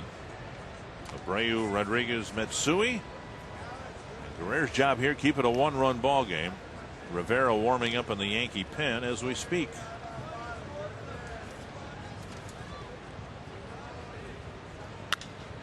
They might actually get him out. 1 down.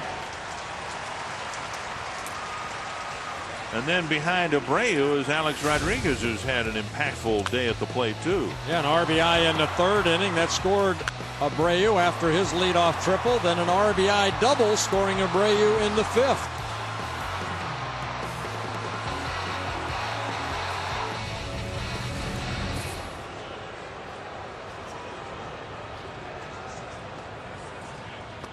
Swing and a miss.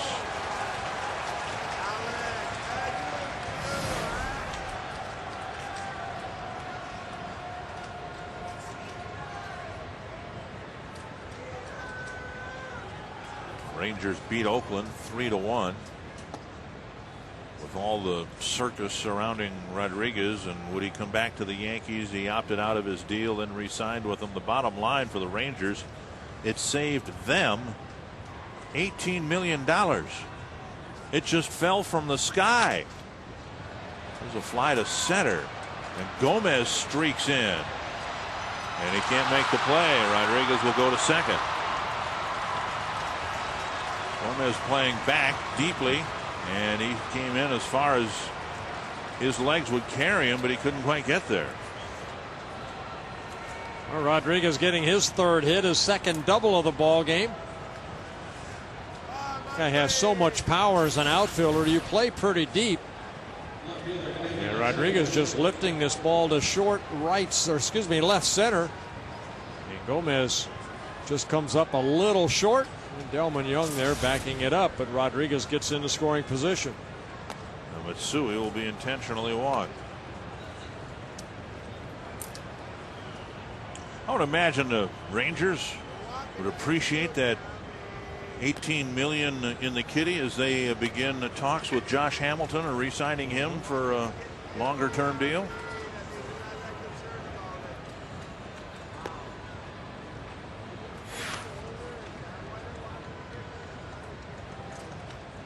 So Matsui will reach for the fourth time in the ball game. So how many runs will it be for Rivera? 1, 2, 3 or more? And if it's more, maybe Rivera doesn't even enter the ball game. Here's Giambi. Well, let's just make it 1.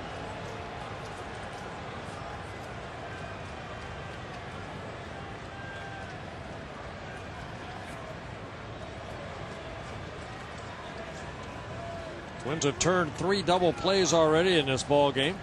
See if Matt Guerrero can get a ground ball here. First pitch outside, ball 1.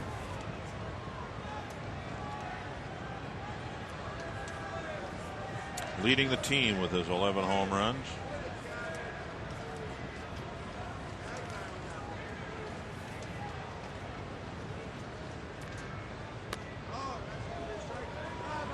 Two and 0.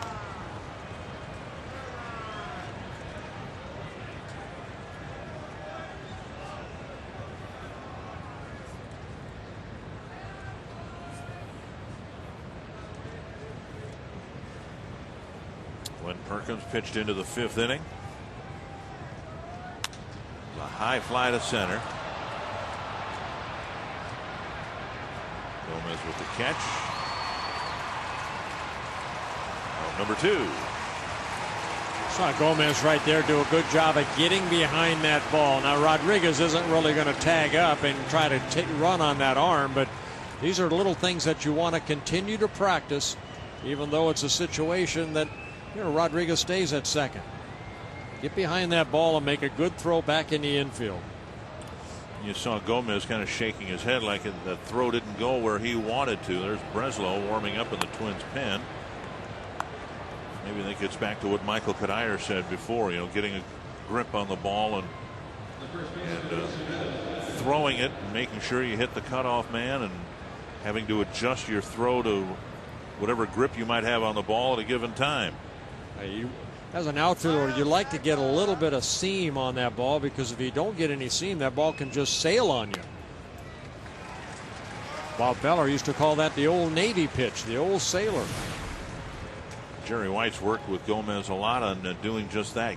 You know, feeling the ball in your right hand, getting a grip and throwing across the seams so the ball doesn't sail so much. We've seen Gomez have some really wild throws from center field. Yeah, he's throwing that old sailor, the old Navy pitch. Betterment will force Gomez to run after this one. He'll get there to end the inning. The Yankees get a couple of men aboard. Guerrero pitches out of trouble. It's a 1-run lead for Mariano Rivera in the ninth.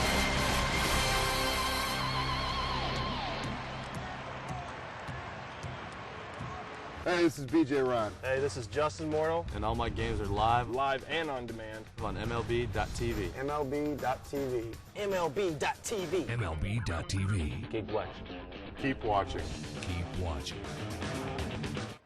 Even when you can't watch your favorite team, you can know what's happening with MLB.com's mobile team alerts, now including video alerts for your video-enabled phone. You'll get video highlights minutes after they happen, text messages on home runs, lead changes, and more. Everything you need to stay informed throughout the season for just $3.99 per month. Sign up now and pick your favorite team. Text MLB to 65246. For complete details, go to MLB.com/mobile.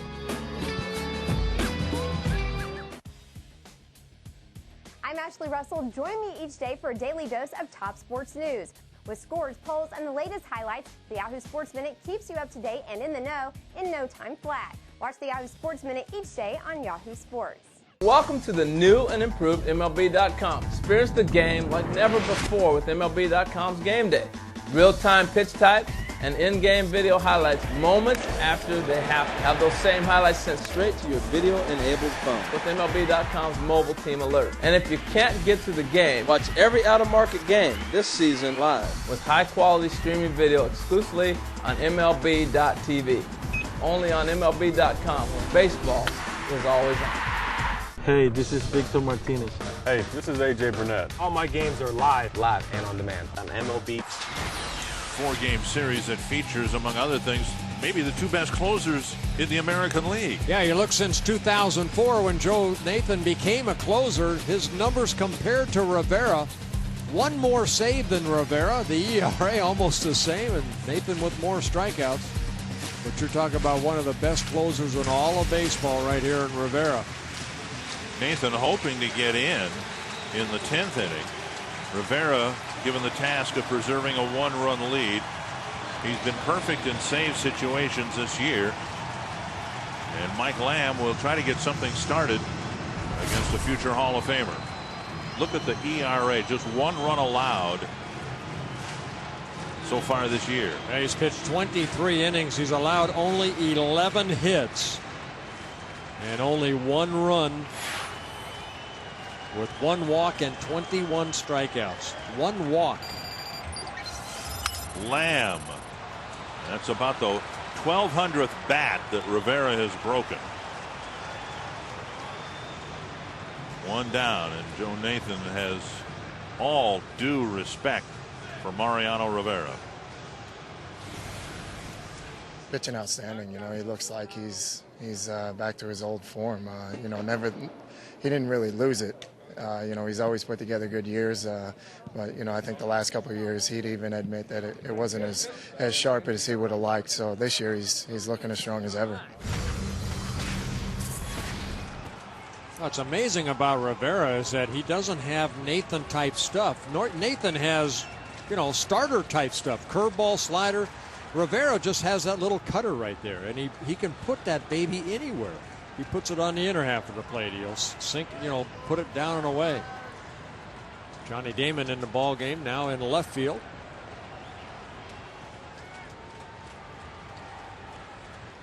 1-0 to Harris. And now 1-1. Hitters say, you know, you go up there and you look for that little cutter and it just jumps on you. He just, when his releases that ball, I always talk about working out front. He does a great job of that and just throws that little cutter off center fastball that's just moving all the time.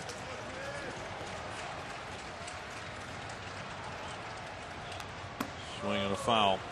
Remember a few years ago in the playoffs, Rivera at Yankee Stadium, the Twins had already won game one, and he was out there trying to pitch the Yankees to a win in game two, and the Twins had a series of really good at bats, and Corey Koski had just a wonderful at bat, hit the fly ball down the left field line. Had it stayed in the ballpark, it would have scored a couple of runs. As it was, I think it just scored one. Now you see going inside with that little cutter and just missing the inner half. But Corey, as a left-handed batter, choked up to try to, you know, get more of the bat on the ball as it was cutting in on his hands. 2-2. Rivera in his 14th season with the Yankees, 38 years old. And now 3-2. Harris has only faced him once. Lamb had faced him 4 times with 1 hit. Gomez with a single in his only plate appearance against Rivera in interleague play last year. 3-2 to Brendan Harris. And he just missed the inside corner. It wasn't called earlier in the ball game when Perkins was on the mound, and it's not called here in the ninth. Yeah, good call right there, because if he calls this, he better not. Perkins seemed like he was hitting that spot, even though it was a great pitch. It was called ball 4. Only the second walk that Rivera has allowed so far this year. Last year, the Twins beat Rivera and the Yankees early in the season. And now Gomez 0 for 4 tonight.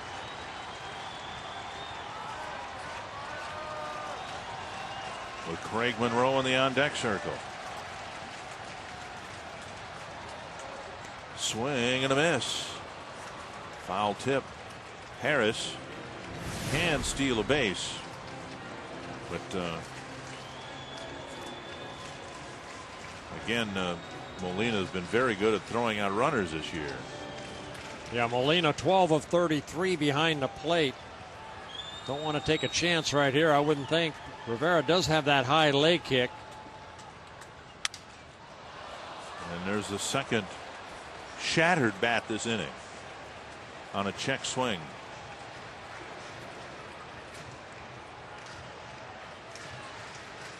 Well, again, that little cutter, you think you're going to hit it with a barrel of the bat, and it goes right off the end of the bat. Well, That's some bad wood. That bat just fell apart. On a check swing, yeah. To have it explode like that. 2 strikes to Gomez.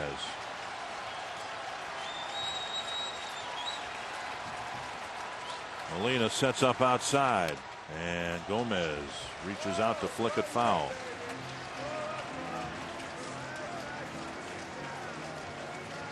Yeah, that ball is about 6 inches outside. Let's see if they go back inside. Watch Molina as he gives a sign.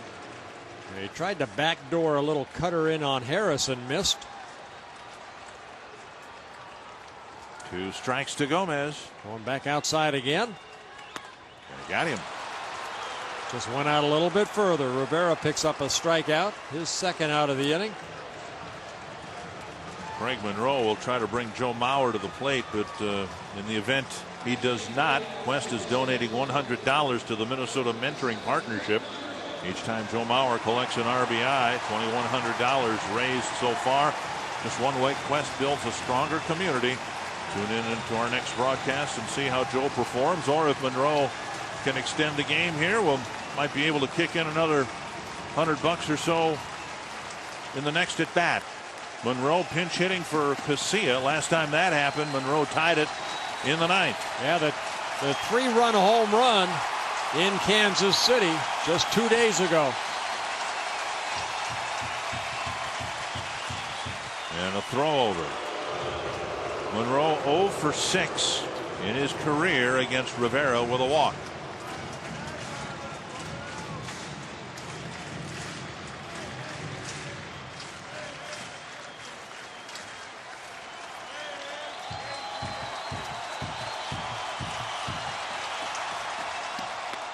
On the outside corner, a 3-2 pitch. Twins are down to their last strike and their last out.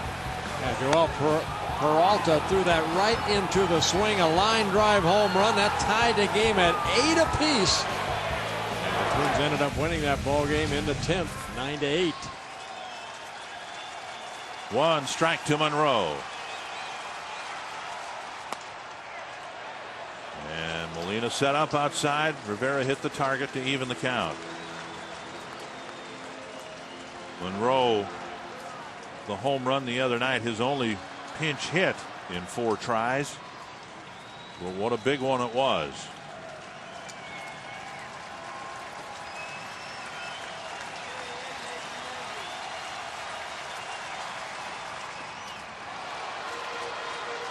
One and 2.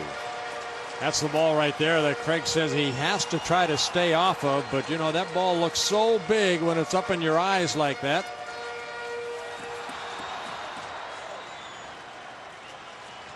Rivera 456 career saves. 1-2 to Monroe, again down to his last strike. Got him looking.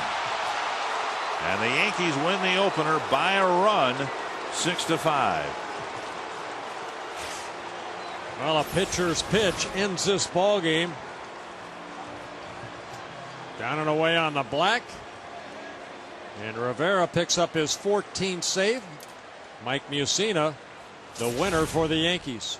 For much more on this game, let's send it over to Anthony LaPanta for a preview of Quest Twins Live. Guys, ahead on the post-game show, we'll be demonstrating the rundown. Bert Blyleven will show you how it's done. Player reaction will show you how the Yankees are so tough because they take pitches. Hard hit outs tonight. Kept this game from getting out of hand, and full results. It's all next on Quest Twins Live.